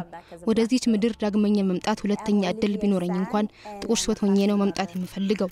ኦሊቫ ሳንግ እባላለሁ። የፋሽን ሞዴል ነኝ። ይህንን ስራዬን እወደዋለሁ። ደቡብ አፍሪካ ካለ አንድ ኩባንያ ጋር ኮንትራት አለኝ። ለልብስ አምራች ኩባንያዎች የተለያዩ ማስታወቂያዎችን በፎቶ ሰራለሁ። ይህን ስራ ስጀምር ብዙዎች ተቃውበኝ ነበር፣ ምክንያቱም ጥቁር ሆኜ ይህን ስራ ስለጀመርኩ። ይህ ደግሞ እኔን የበለጠ በስራዬ እንድጠነክር አግዞኛል። መጀመሪያ ላይ ግን የተወሰነ እንገዳገድ ነበር። እውነትም ቆንጆ አልነበርኩም እንዴ እንድትል ያደርጋል። እውነታው ግን ያ አይደለም። ውበትን ምናይበት መነጽር ነው መስተካከል ያለበት። አንድ ቀን በቀለም የምንሰጠው ምልከታ እንደሚሻሻል ተስፋ አደርጋለሁ፣ ምክንያቱም ሁሉም ሰው ውብ ስለሆነ። Colorism is real and I hope one day we can all eradicate colorism because all black is beautiful. ውበት እንደ ተመልካቹ ነው። ሁሉ ጊዜም ግን ሰው ለራሱ የሚሰጠውን ክብርና እምነት ሊያሳድግ ይገባል እንደ ሞዴሊስቶቹ አገላለጽ። ይህ ሲሆን ዓላማን ከግብ ማድረስ ይቻላል ይላሉ። የአሜሪካው ፕሬዝዳንት ዶናልድ ትራምፕ በየትኛውም የሀገሪቱ ክፍል የሚስተዋል የዘረኝነትን አመለካከት ማውገዝ እንደሚገባ ተናገሩ። በሀገሪቱ ቻርልስቪል ቨርጂኒያ የነጭ የበላይነት አስተሳሰብ አራማጆች የፈጸሙት ጥቃት አንደኛ ዓመት ታስቧል። ሰለሞን ገዳ ከአንድ ዓመት በፊት በአሜሪካን ቨርጂኒያ ቻርልስቪል የነጭ በላይነት አስተሳሰብ አራማጆች የጠሩትን ሰልፍ ለመቃወም የወጡ ሰልፈኞች ተጋይተው የአንድ ሰው ሕይወት ጠፍቷል፣ በርካቶች ደግሞ ቆስለዋል። የችግሩ መነሻ እንደሆነ የተነገረው በኮንፌዴሬት ወገን ተሰልፈው የተዋጉ ግለሰቦች ሐውልት ይነሳ የሚለው ሲሆን ሐሳቡን በኃይል ለማስቆም የሞከሩ አፍቃሪ ናዚና የነጭ በላይነት አስተሳሰብ አቀንቃኞች ደጋፊ የሆነ ወጣት መኪና በመጠቀም ነው አደጋውን ያደረሰው። የሁነቱ አንደኛ ዓመት ሲታሰብ የአሜሪካ ፕሬዝዳንት ዶናልድ ትራምፕ በትዊተር ገጻቸው ማንኛውንም አይነት ዘረኝነት እንደሚያወግዙ ይፋ አድርገዋል። የአምናው ሁነት እንዳይከሰት የቻርልስቪል ከተማ አስተዳደር ለሳምንት የዘለቀ የአስቸኳይ ጊዜ አዋጅ በመጣል በከተማዋ ከፍተኛ ቁጥር ያለው ፖሊስ አስተማርቷል። የከተማዋ ነዋሪዎች ሰላምና እርቀ ሰላምን እውን ለማድረግ አሁንም ጥሪ እያቀረቡ ነው። የፍቅር ጥሪ ነው የምናቀርበው። ጥላቻን አንፈልግም። በእኛ ዘንድም ቦታ የለውም። ጥላቻን በማስወገድ ስለ ፍቅር ነው ጥሪ የማደርገው። ዘረኝነት ስልታዊ በሆነ መንገድ እንደሚፈጸምባት በሚነገረው በዛች ሀገር አሜሪካ ለዘመናት ስር የሰደደውን እውነት ለመቅረፍ ትብብርን ያህል አዋጭ የለም ነው የሚሉት የመታሰቢያው ተሳታፊዎች። አንድ ላይ በመሆን አንዳችን ሌላችንን ለመጠበቅ ነው የምንሰራው። በከተማችን ያሉ ተቋማት እኛን ለመጠበቅ ወሳኞች ናቸው። በከተማችን ህዝቦች ዘረኝነትን ለማስወገድ መሰረት ያደረጉ ህብረቶቻችን እየጠነከሩ ነው። ጥቁሩ የዘመናችን ታሪክ ብለው የጻፉት ሁነት እንዳይደገም ታዲያ አሜሪካውያኑ በአንድ ስለመቆማቸው የአሁኑ መታሰቢያ ማሳያ ነው ተብሏል። የዋሽንግተን ዲሲ ከተማ ከንቲባ ማሪያል ባውዘር ትክክለኛ መልእክት ብቻ ነው መተላለፍ ያለበት። እንደ ዋሽንግተን ነዋሪ ማሰማት ያለብን ፍቅርን ያካተተ ብዝሃነትን ነው። በቻርልስቪል የውግዘት መነሻ ምክንያት እንደሆነ የሚነገርለት ሐውልት ታሪካችን አካል በመሆኑ መነሳት የለበትም የሚሉት በአንድ ወገን፣ የለም ጥቁሩ ጠባሳችን ነው ይነሳ የሚሉት ደግሞ በሌላ ወገን በመሆን አሁንም ክርክርና ሙግታቸው እንደቀጠለ ነው ይሆናል። የሲቢኤስ ኒውስ ዘገባ። የአሜሪካ የህዝብ መማክርት ሸንጎ ሞንሳንቶ የተባለ የጸረ አረም ኬሚካል አምራች ኩባንያ በአንድ ትምህርት ቤት አትክልተኛ በነበሩ ግለሰብ ላይ ለደረሰ ጉዳት ካሳ እንዲከፍል ወሰነ። ድዋይት ጆንሰን የተባሉት ግለሰብ ለዓመታት ሲሰሩበት የነበረውን ትምህርት ቤት ሳርና አበባ በድርጅቱ በተመረተ የጸረ አረም ኬሚካል ሲንከባከቡ ለካንሰር መጋለጣቸውን ሸንጎው ከቀረበለት እማኞችና ማስረጃዎች በመነሳት ነው ያረጋገጠው። የጸረ አረሙ ኬሚካሉ የተሰራበት ግላይኮፎስፌት የተባለ ንጥረ ነገር ለካንሰር ሊያጋልጥ እንደሚችል በዓለም ጤና ድርጅት ማስጠንቀቂያ ቢኖርም ድርጅቱ ምንም አይነት ማስጠንቀቂያ በምርቱ ላይ አልለጠፈም ነበር። ይህ ደግሞ ከቸልተኝነት ይቆጠራል ያለው የአሜሪካ የህዝብ መማክር ሸንጎ ድርጅቱ ለተበዳይ ድዋይት ጆንሰን $289 ሚሊዮን ካሳ ይከፈላቸው ብለዋል። ድርጅቱ በተላለፈበት ውሳኔ ላይ አቤት እንደሚል በመግለጽ ምርቶቹ ለካንሰር ያጋልጡን በሚለው ሙግቱ እንደሚቀጥል አስታውቋል። ከዚህ ቀደም በድርጅቱ ላይ ከ5000 በላይ አቤቱታዎች ቀርበውበት የነበረ ሲሆን የአሁኑ ውሳኔ ተከትሎ በርካቶች የተዘጋ ዶሴያቸውን ፍርድ ቤት ሊያቀርቡ ይችላሉ መባሉን ሲቢኤስ ዘግቧል።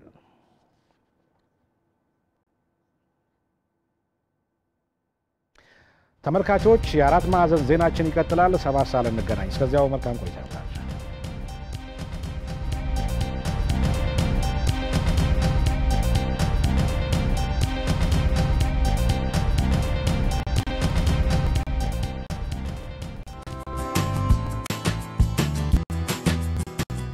የተራራቀ ሳይሆን የተደመረ በድልድይ የተቀራረበ ለራሱ ብቻ ሳይሆን ለአፍሪካ ኩራት የሆነ ኢትዮጵያዊን መፍጠር ከፈለጋችሁ በይቅርታ ዛሬ እንደመር።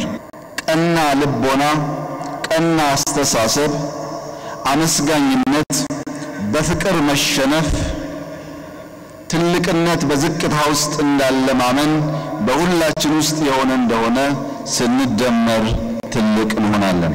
ስንደመር የምናምር ብቻ ሳይሆን የኢትዮጵያን ቀን ማወጅ የምንችል መሆናችንን በተግባር ዛሬ አይታችኋል። የጥቁር ሕዝቦች ኩራትና ተስፋ የሆነችው ሀገራችን ኢትዮጵያ ጨለማ ያጠለለበትን ሰማይ በመደመር ገፈን ለጥቁር ሕዝቦች ብቻ ሳይሆን ለዓለም ብርሃንን ልናበስር ይገባል። የሀገራችንን የጥላቻ መንፈስ በጽሞና አዳምጠን ራሳችንን በማሸነፍ ታላቅ ሀገር የምንገነባበት የለውጥ ጉዞ መሆን አለበት።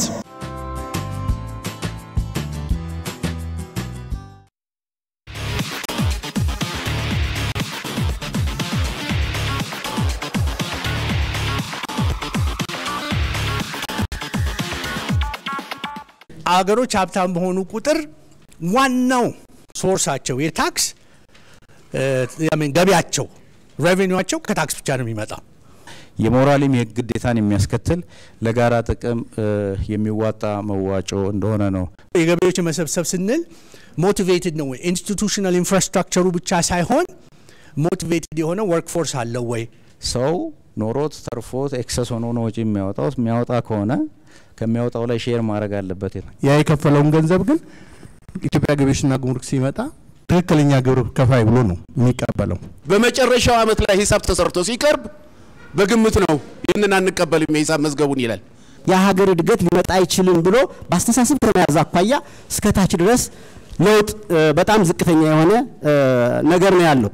ብዙ መታገል ሳይኖር በታክስ ኮምፕሊያንስ ላይ በህዝብ ላይ በመስራት ብቻ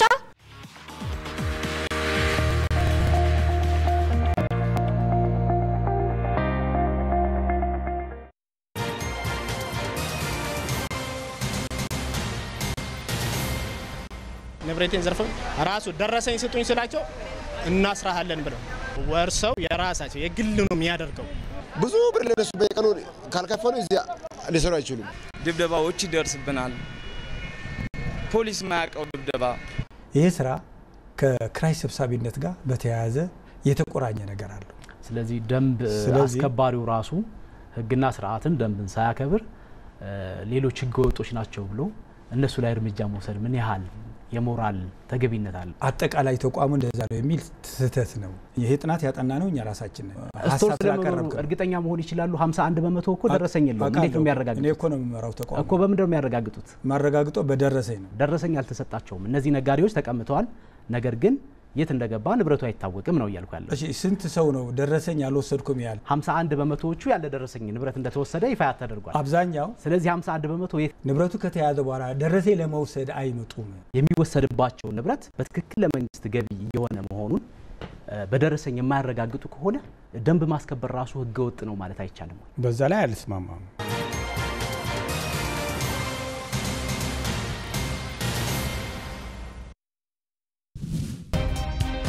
ኢቲቪ አራት ማዕዘን በጥያቄያችሁ መሰረት የሰዓት ማሻሻያ በማድረግ ከሰኞ እስከ ዓርብ ከ6 ሰዓት ጀምሮ ወደ እናንተ ይደርሳል።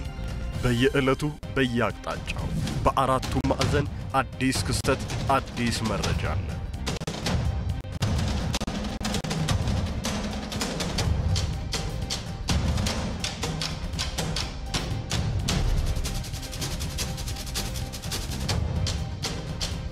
የኢትዮጵያ ቴሌቪዥን ከአራቱም ማዕዘን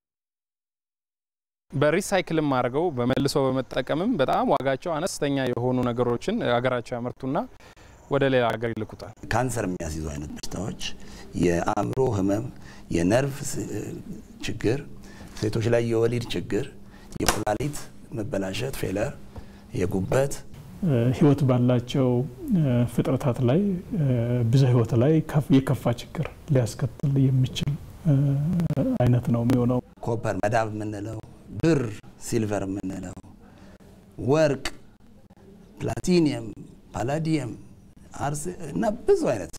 ስለዚህ ለሀገራችን ኢኮኖሚ ከፍተኛ ድርሻውን ይወጣል ብዬ ነው ማስበው።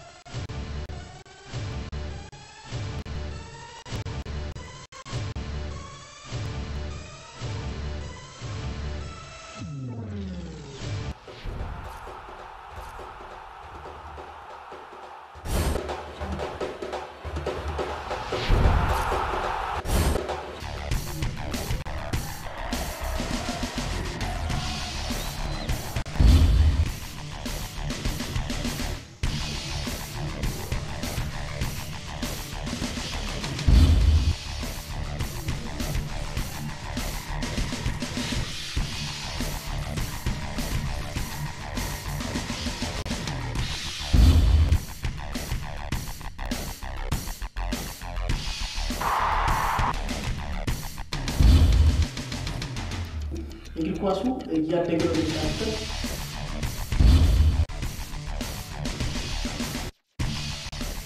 እነዚህ ተጫዋቾች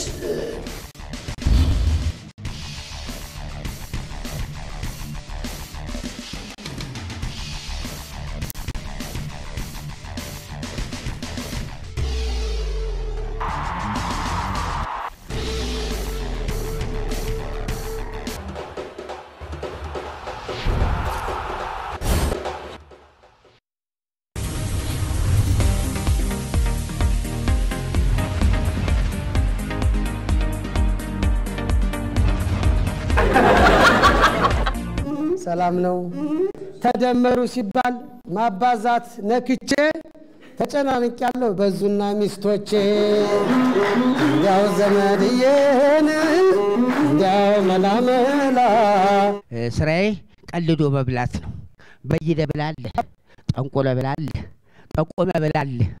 እኔ መሶቤን አፌ ውስጥ አድርጎልኝ ቀልደ ብላ። ሰውነት ባዳ ነው። እንደናንተ ጸጉር ነበረኝ የዛሬና አርገውና የኔ ጸጉርና መንግስቱ ያለማርያም ሲሄዱ አልተሰናበቱኝም።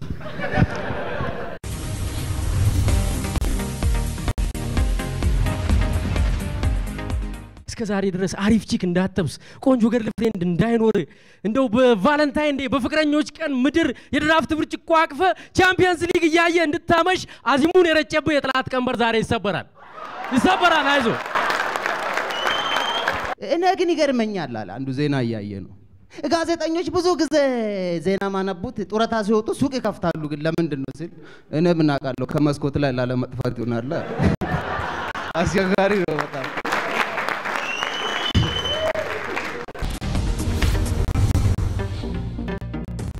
በጣም ብዙ አርቲስቶችን ታዝቤያለሁ። በጣም አስጎብኙ መረረው በጣም እያደረቁት ነው። ከዛ ሄደና ያንበሶቹን ማስጎብኘት ጀመረ። የምታዩት ያንበሶቹ ቤት ነው። እዚህ ጋር እንትና የሚባል አንበሳ ነበር ምናምን ሲል ከአርቲስቱ ማለት አንዱ አንበሶቹ አሉ እንዴ ሲለው እንኳን አንበሶቹ ንጉሶቹ ሞቷል ለምን አትሆኝም አንሶዬ ከቅድም ጀምሮ ምንድን የምትለኝ ሄድን። ከዛ እንደገና የማይጠየቅ ነገር የሚጠይቅ አርቲስት አለ። አስፋልት ይጠይቃል። የአስፋልት ምንድን ነው እንዴ? አስፋልት ነው አየቤተ መንግስት በእንቁላል ነው የሚሰራው ምናምን ስለተባለ እሱን ለማጣራት ነው። ደግሞ ሄዳለ። ሳር የሚጠይቅም አርቲስት ነበር። ይሄ ነገር ምንድን ነው? ሳር ነው። እርግጠኛ ነህ ሳር ነው ሲለው መረረው። ካላመንከኝ ንጭና በጥፍ አረጋግጥ። ምንድን ነው ከቅድም ጀምሮ የምትለኝ?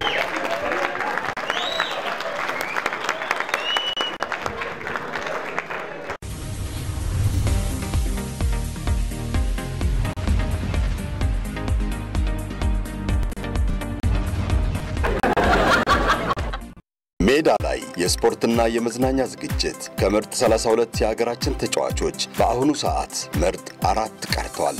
ከምርጥ 4ቱ ተጫዋቾች ማን ነው ወደ ዋንጫው የሚገሰግሰው? ዳዊት እስጢፋኖስ ከስዩም ተስፋዬ፣ መስዑድ መሐመድ ከድሉ ደረጀ ተፋጠዋል። ወደ ፍጻሜው ማን ይደርሳል? ይህን አዝናኝ የመዝናኛ ዝግጅት ስፖንሰር ያድርጉ።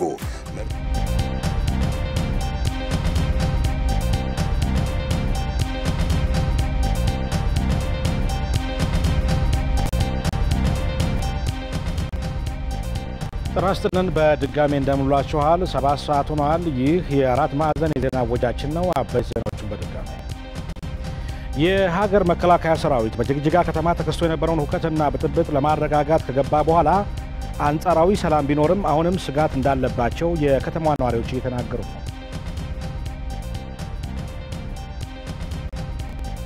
በኢትዮጵያ ውስጥ ተፎካካሪ የፖለቲካ ፓርቲዎች መብዛት የተሻለ አማራጭ ሐሳብን ይዞ ለመቅረብም ሆነ ጠንካራ ተፎካካሪ ፓርቲ ለመሆን ተጽዕኖ እየፈጠረባቸው እንደሚገኝ የፖለቲካ ፓርቲ አመራሮች ተናገሩ።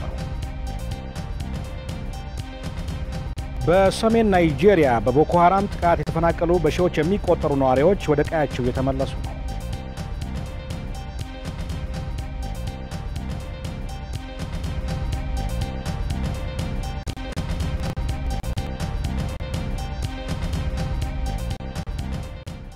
አብራችን ቆዩ። መሰለ ገብሮት ነኝ። በሰኔ 16ቱ የድጋፍ ሰልፍ ቦምብ በማፈንዳት ወንጀል የተጠረጠረው የጥላሁን ጌታቸው የተባለው ግለሰብ ላይ ክስ ሊመሰረት ነው። እንደ ፖሊስ የምርመራ መዝገብ ግለሰቡ በዕለቱ ቦምቡን በሚያፈነዳበት ወቅት ትከሻው ላይ ጉዳት ደርሷል። ከዚህ ጋር በተያያዘም ቦምብ በማፈንዳት ወንጀል የተጠረጠሩ ግለሰቦችን በተሽከርካሪ ጭኖ ከሰልፉ ሲወጣ ነበር በሚል ወንጀል የተጠረጠረው ብርሃኑ ጃፋር የተባለው ግለሰብ ላይም አቃቤ ሕግ ክስ ሊመሰርትበት ነው። ይህ ተጠርጣሪ ቦምቡን ካፈነዳው ግለሰብ ጋር ግንኙነት እንዳለውና የፈነዳውንም ቦምብ የሰጠው እርሱ እንደሆነም በፖሊስ የምርመራ መዝገብ ላይ ተጠቅሷል። የፌዴራል ፖሊስ ኮሚሽን የምርመራ ቡድን በተጠርጣሪዎች ላይ ሲያካሂዱት የነበረውን ምርመራ አጠናቀው መዝገቡን ለአቃቤ ሕግ አስረክበዋል።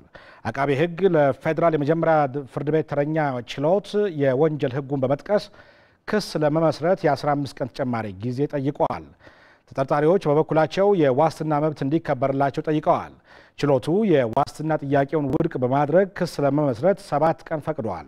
በሌላ በኩል በዚሁ በሰኔ 16 የድጋፍ ሰልፍ በደረሰው የቦምብ ጥቃት በቸልተኝነት ወንጀል የተጠረጠሩት እንደ ምክትል ኮሚሽነር ግርማ ካሳን ጨምሮ 11 የፖሊስ አመራሮች በዋስ ቢለቀቁ አልቃወምም ብሏል አቃቤ ሕግ በችሎቱ። ችሎቱ የተጠርጣሪዎችን የገቢ መጠን መረጃ ተቀብሎ የዋስትና ጥያቄው ላይ ውሳኔ ለመስጠት ለነገ ነሐሴ 8 ቀን ተለዋጭ ቀጠሮ ይዟል። ጥላሁን ካሳን ተዘገበው።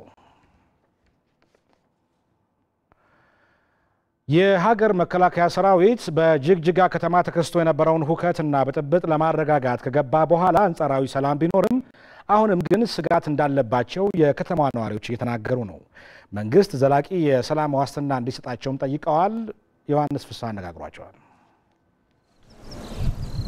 በኢትዮጵያ ሶማሌ ክልል መቀመጫ በሆነችው ጅግጅጋ ከተማ ከቀናት በፊት የተከሰተው ሁከትና ብጥብጥ እስካሁን ቁጥሩ በውል ላልታወቀ የዜጎች ህይወት ህልፈት ምክንያትም ሆኗል። ቀላል የማይባሉት ላይም የድብደባና ተያያዥ የሰብአዊ መብት ጥሰቶችን ተጋላጭ እንዲሆኑ አድርጓቸዋል። የሃይማኖት ተቋማት፣ ፋብሪካዎች፣ ሆቴሎች፣ ባንኮች፣ የተለያዩ ሸቀጣ ሸቀጥ መሸጫ ሱቆችና የግለሰብ መኖሪያ ቤቶችም ተዘርፈዋል። ጉዳትም ደርሶባቸዋል። ብዙ ችግር ውስጥ ገባን።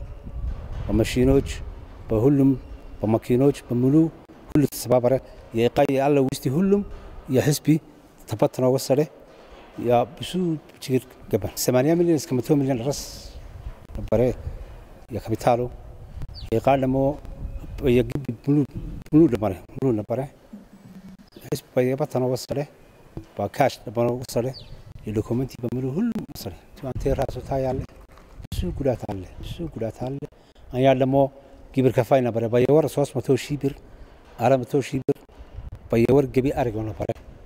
የሀገር መከላከያ ሰራዊት ከተማው ውስጥ ገብቶ ጸጥታ ማስከበር ከጀመረበት ቀን አንስቶ ግን አንጻራዊ ሰላምና መረጋጋት ቢኖርም አሁንም ስጋት እንዳለባቸው ነዋሪዎች ይናገራሉ።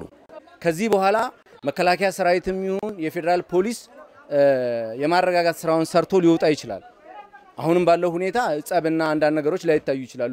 የወደፊት የመኖር እዚህ ሀገር ላይ የመኖር ዋስትናችን ምንድነው? አሁን የዋስትና ጥያቄ ነው። ይሄ ኦሬዲ እንደምታየው ወድሟል፣ ስቶሪ ባዶ ሆኗል፣ ሌሎች ወድሞቶችም ወድመዋል። አሁን እያሳሰበን ያለው እኛ ሩዝ ምናምን ይሄ ፓስታ መምጣቱ አይደለም። እኛ በቀጣይነት የመኖር ዋስትናችንን ነው እየጠየቅን ያለነው። አሁንም መከላከያ መግባቱ ትልቅ እፎይታ ሰጥቶናል። ግን ህዝቡ ደግሞ አሁንም አልተረጋጋም።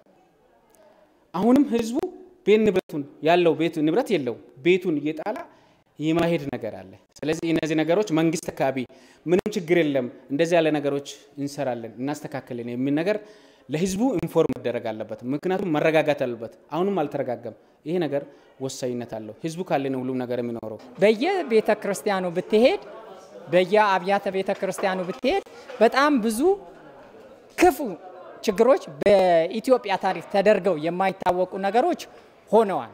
አሁን ያለፈው አልፏል። ነገር ግን ህዝቡ እየደነገጠ ነው። ከተማ ለቆ እየወጣ ነው። ምንድነው የመኖር ህልውና የለንም እኛ። አሁንም ተረጋጋ የሚባለው መከላከያ ከገባ ጀምሮ ሰው የመውጣት የመግባት ትንሽ የመተናፈስ ነገር አግኝቷል። ግን ነገ ሙሉ ሰላማችን እንዴት ነው የምንኖረው? ለኛ ትልቁ የሚያሳስበው ግን እንደ ሀገር እንደ ዜጋ ነገ አገሬ ነው ብዬ ለዚች ሀገር አንዳች አስተዋጽኦ ማድረግ እንችላለን ብሎ ሰው እምነት ኑሮት በዚህ ክልል ላይ ለመስራት ለመለወጥ ለማልማት ምን አይነት ዋስትና አለው? መንግስት የችግሩን መነሻ በአግባቡ መርምሮ ዘላቂ መፍትሄ እንዲሰጣቸውም ነዋሪዎቹ ጠይቀዋል። ብዙ አመት የኖረ ሰው አለ። ያ ከመኖር አንፃር መሄጃ የሌለው ምንድነው? ከመንግስት ነው የሚጠበቀው። ይሄን መንግስት ነው መፍትሄ ማምጣት ያለበት። ዘላቂ ሆነ መፍትሄ ማምጣት አለበት። ከመንግስት አንድ መፍትሄ እንፈልጋለን። ይሄ መንግስትን የማይፈልግ በአገራችን ላይ በአሁን ሰዓት ያለውን ሰላም የማይፈልግ ኃይል ነው እየተንቀሳቀሰ ያለው እና እዚህ ላይ አንድ ውሳኔ እንዲሰጠን ነው የምንፈልግ። ጧት ሲነሳ ወዴት ነው ስትለው ከቤተ ክርስቲያን ወደ ቤት ነው የሚለው። በቃ ሌላ አማራጭ የለውም። የስራ ሁላ ህሊናው ተመቷል። ይህን መንግስት አስቸኳይ ለዚህ ህብረተሰብ መልስ መስጠት አለበት። የጅግጅጋ ከተማ የጸጥታ ሁኔታ በአንጻራዊነት የተረጋጋ ሲሆን መጠነኛ የንግድና የትራንስፖርት እንቅስቃሴዎችም ጀምረዋል። ይሁንና አሁንም ቢሆን አንዳንዶች በስጋት ከተማን ለቀው ሲወጡ ተመልክተናል። ለኢቲቪ ዮሐንስ ፍሳ ጅግጅጋ። በኢትዮጵያ ውስጥ ተፎካካሪ ፓርቲዎች መብዛት የተሻለ አማራጭ ሐሳብን ይዞ ለመቅረብም ሆነ ጠንካራ ተፎካካሪ ፓርቲ ለመሆን ተጽዕኖ እየፈጠረባቸው እንደሚገኝ የፖለቲካ ፓርቲዎች አመራሮች ተናገሩ። መንግስት በበኩሉ የፓርቲዎች መበራከት ለመድብለ ፓርቲው ስርዓቱ መጠናከር ለሚያደርገው ድጋፍ ፈታኝ እየሆነ መምጣቱን ገልጸዋል። በቀለ ተመስገን። በኢትዮጵያ 62 የሚሆኑ የፖለቲካ ፓርቲዎች በምርጫ ቦርድ እውቅና የተሰጣቸው ሲሆን 42 የሚሆኑት ክልላዊና 20 የሚሆኑት ደግሞ ሀገር አቀፍ የፖለቲካ ፓርቲዎች መሆናቸውን የኢትዮጵያ ብሔራዊ ምርጫ ቦርድ መረጃ ያመለክታል። እነዚህ የፖለቲካ ፓርቲዎች በሀገሪቱ የሀሳብ ብዛነት እንዲንሸራሸር የየራሳቸው የፖለቲካ ርዕዮተ ዓለም ያላቸው ናቸው። ይሁን እንጂ በሀገሪቱ ፓርላማ ላይ ያላቸው ተሳትፎ ከጊዜ ወደ ጊዜ እየቀነሰ መጥቶ አሁን ላይ የአንድ የፖለቲካ ፓርቲ ፓርላማ መሆን መቻሉ ነው የሚጠቀሰው። ለዚህም እንደ ምክንያት የሚቀርበው በሀገሪቱ ያሉ የፖለቲካ ፓርቲዎች መብዛት የፈጠረው የመራጭ ድምጽ መከፋፈል የሚፈለገውን መስፈርት አሟልቶ ለመገኘት አለመቻሉ ነው የሚገለጸው። የተለያዩ የፖለቲካ ፓርቲዎች እንዲደራጁ በሕግ የተፈቀደ ቢሆንም እንኳ የፓርቲዎቹ መብዛት ግን ተፎካካሪና ጠንካራ እንዲሆኑ አለማስቻሉን ነው የተለያዩ የፖለቲካ ፓርቲዎች ለኢቲቪ የተናገሩት። ፓርቲዎች በተነጣጠሉ ቁጥር አቅማቸውን እየተነጣጠለ እየተበታተነ ገዢው መንግስት እንዲያሸንፍ የራሱን አስተዋጽኦ እያደረገ ነው ያለው። በመጀመሪያ ደረጃ ትልቁ ችግር ያለው በኢህአዴግ በመንግስትና በምርጫ ቦርድ እንዲሁም ተባባሪ በሆኑት ፓርቲዎች ጭምር ነው። በኢትዮጵያ ውስጥ ያለው ርዕዮተ ዓለም 3 ነው። አብዮታዊ ዲሞክራሲ አንድ ኢህአዴግ የሚመራበት፣ ሶሻል ዲሞክራሲ አቶ ፕሮፌሰር በየነ ጴጥሮስ የሚመሩት ፓርቲ፣ ሌላው 20 ፓርቲ በአንድነት በሊበራል ዲሞክራሲ ውስጥ የታቀፈ ነው። 20 ፕሬዝዳንት 20 ምክትል 20 ጸሐፊ ሆኖ በአንድ ርዕዮተ ዓለም ይሄ አሳፋሪም ነው ትክክልም አይደለም። ተፎካካሪና ጠንካራ የፖለቲካ ፓርቲ እንዲሆኑም የተለያዩ ሀሳቦች እንዲንሸራሸሩ ፓርቲዎቹ ተሰባስበው በጋራ በመሆን ወደ ምርጫ መቅረብ እንዳለባቸውም ገልጸዋል።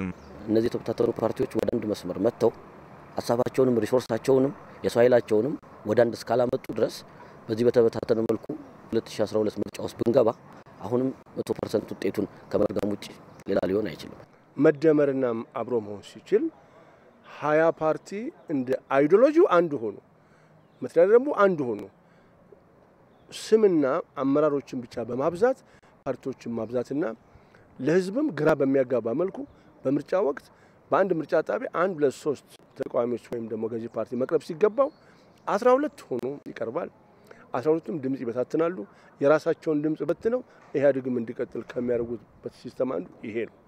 የግድ እየተደመርን መሄድ አለብን የሚል ዓላማም አለን። ለምሳሌ እኛ 10 የፖለቲካ ፓርቲዎች አገር አቀፍ የሆኑ ፖለቲካ ፓርቲዎች አንድ ላይ ለመንቀሳቀስ ያው እየሞከርን ያለ ነው።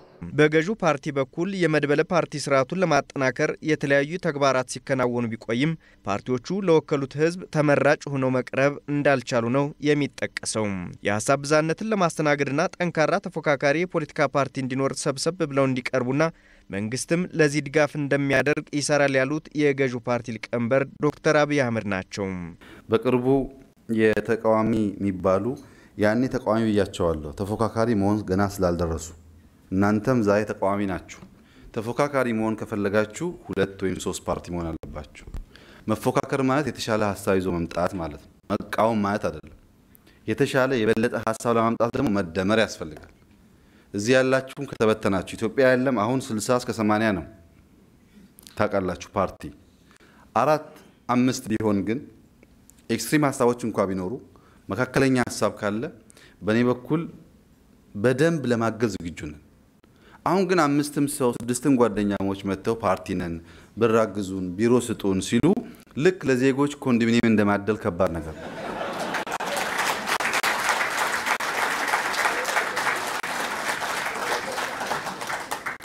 ሰብሰብ ብለን ተፎካካሪ እንሁን ሐሳብ እናመነጭ እንሁን እንዲኮ ብለዋል ብሎ የሚጨነቅ መንግስት ይኖር። መንግስት እናንተም ከሆናችሁ በዋዛ ፈዛዛ የሚታለፍ እንዳይሆን ለመፎካከር የሚያበቃ ቁመና እንያዝ። በሀገሪቱ ያሉ የፖለቲካ ፓርቲዎች በአብዛኛው ተመሳሳይ የፖለቲካ ፕሮግራም ያላቸው በመሆኑ በጋራ ተደራጅተው መንቀሳቀስ እንዳለባቸውም ተገልጿል። ተመልካቾች በዚህ ጉዳይ ላይ ሙያዊ ማብራሪያ እንዲሰጡን በአዲስ አበባ ዩኒቨርሲቲ የፌዴራሊዝምና የመንግስት አስተዳደር መምህር የሆኑትን ዶክተር ስዩም መስፍንን እዚህ ስቱዲዮአችን ጋብዘናቸዋል። እንኳን ደህና መጡ ዶክተር ስዩም። አሁን እንግዲህ በዜናው እንደተመለከትነው ከ60 በላይ ሀገራዊና ክልላዊ ፓርቲዎችም አሉ። አብዛኞቹ እንደምናያቸው ተመሳሳይ ርዕዮተ ዓለም የሚከተሉ ናቸው። አሁን የፓርቲዎቹ መብዛት ጠንካራ ተፎካካሪ ፓርቲዎች እንዳይኖሩ የሚያሳርፈውን ተጽዕኖ ከሌሎች ሀገር ልምድ አንጻር እንዴት ያውታልስ? ተጽዕኖም አብሮ ቢያብራሩልን።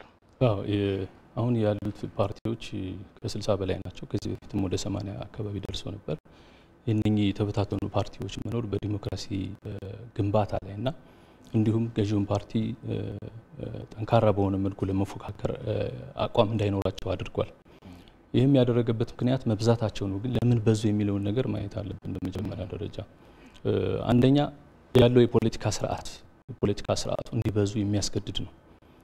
እንደሚታወቀው እስካሁን ድረስ ለ27 ዓመት የምንከተለው ስርዓት የፌዴራል ፖለቲካ ስርዓት ነው። ይህ ፌዴራል ፖለቲካ ስርዓት ብሔርን መሰረት አድርጎ የሚሄድ ፖለቲካ ስርዓት ነው። ብሔር መር ነው። ቋንቋና ብሔርን መሰረት ባደረገ መልኩ ክልሎችን ያደራጀ ነው። ፖለቲካ ፓርቲዎችን በዛ መልኩ እንዲደራጁ እድል የሚሰጥ ብቻ ሳይሆን የሚያስገድድ ነው። በዚህ የፖለቲካ ስርዓት ውስጥ አሸናፊ ለመሆን በተለይ በአቋራጭና አዋጩ መንገድ በብሔር መደራጀት ነው። ምክንያቱም ሰዎቹ ማህበረሰቡ ድምጽ የሚሰጠው ብሔርን መሰረት ባደረገ መልኩ ነው። ፓርቲዎቹም በብሔር ቢደራጁ በአቋራጭ ማሸነፍ ይችላሉ። ነገር ግን ሀገራዊ ፓርቲ ሆኖ አንድ ፓርቲ ሆኖ ቢደራጁ የማሸነፍ እድላቸውን በጣም የሚያወርድ የፖለቲካ አሰራር ነው ያለው። በጀት የሚቀመረው ብሔርን መሰረት ተደርጎ ነው። የተለያዩ ጥቅማ ጥቅሞች ውክልና የሚገኘው ትምህርት እድል የሚሰጠው ብሔርን መሰረት አድርጎ ነው። እነኚህ ነገሮች ፓርቲዎች ትንሽ እንዳይሆኑና አገራዊ በሆነ አጀንዳዎች ላይ እንዳይሰበሰቡ የራሱን ተጽዕኖ ፈጥሯል። በሌሎች ሀገሮችም እንዲሁ በሽግግር ወቅት በፌዴራል የሽግግር ወቅት ብዙ ፓርቲዎች መጀመሪያ አካባቢ ነበሩ። ግን እነኚህ ነገሮች እየነጠሩ ወደ መጨረሻ አካባቢ የተወሰኑ 2 እና 3 ፓርቲዎችን ብቻ ይዘው ገዢውን ፓርቲ እንዲታገሉ እድል ፈጥሯል። የኛው ግን ይሄ ፖለቲካ ያለው ምህዳር እስካልተስተካከለ ድረስ ሰዎች በብሔር ተደራጅተው መሄድ ያዋጣቸዋል። ያንን ነገር ዲስከሬጅ የሚያደርግ የግድ ስርዓት መፍጠር ይኖርብናል። ካልሆነ ግን ፓርቲዎች አሁንም በዛ እንዲደራጁ ያስገድዳቸዋል ማለት ነው። አሁን ታዲያ የዚህ የፖለቲካ ፓርቲዎች በዚህ ከቀጠሉ በዚህ በፖለቲካ ፓርቲዎች ቀጣይ ሁኔታ ላይ ምን ተጽዕኖ ይኖራል ይላሉ? ተጽዕኖ ይኖረዋል። አንደኛ ያለውን መንግስት ጠንካራ መንግስት ነው። ይህን መንግስት ወይም ፓርቲ በጠንካራ ቁመና ሆኖ መታገልና ማሸነፍ አይችሉም። ይህንን የሚያስችል ቁመና እንዲኖራቸው አያደርግም። እንዳይደራጁ ደግሞ ሌላው ከፌዴራሊዝም በተጨማሪ ሌላም ተጽዕኖ አለ። አንደኛ ብዙዎቹ በሀሳብ ደረጃ አይስማሙም። ኢትዮጵያን በሚመለከት ያላቸው አስተሳሰብ ኢትዮጵያ ምን አይነት ሀገር ነች፣ ምን አይነት ሀገር ነበረች፣ በታሪክ ከኋላ ያለውንም ታሪክ አንስማማም፣ አሁንም ባለው አንስማማም፣ ወደፊት ባለውም ደግሞ ኢትዮጵያዊነት ላይ አንስማማም። የፖለቲካ ስራዎች ሲሰሩ ብዙ ጊዜ መንግስትንና አገርን ባለየ መልኩ ነው የሚካሄደው። መንግስትና አገርን በደባለቀ መልኩ ነው ፖለቲካ እየተሰራ ያለው። ከኔ የተመረጠ ብሔር ካልተመረጠ መሪ ካልሆነ እኔ የምለው ካልሆነ እኔ ከኔ ብሔር የወጣ ሰው መሪ የማይሆን ከሆነ ኮንዲሽን ይቀመጣል። ይቺ ሀገር ትበታተናለች፣ ይቺ ሀገር ትፈርሳለች የሚል በተለያየ መንገድ እንሰማለን። በቅርብ ጊዜም እንደውም ገዢ ፓርቲ ከነበረው ውስጥ የወጡ የክልል አመራሮች ይሄ ካልሆነ ኤክስ ኮንዲሽን ካልሆነ ይቺ ሀገር ወደ መበታተን ነው የምትሄዱ የሚል ሀሳቦችን ሲያንጸባርቁ እናያለን። በሶማሌም ክልል አሁንም እንዳየ ነው።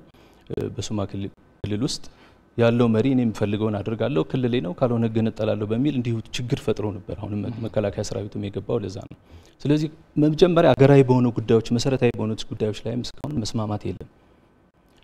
አገራዊ ጉዳዮች በሆኑ ሳንስማማ ፓርቲዎች በጋራ የራሳቸውን የተደራጀና የተቀናጀ አይደለም ወደ ውህደት የሚያስኬድ አይደለም። በቅንጅትና በግንባር እንኳን መስራት ተቸግረዋል።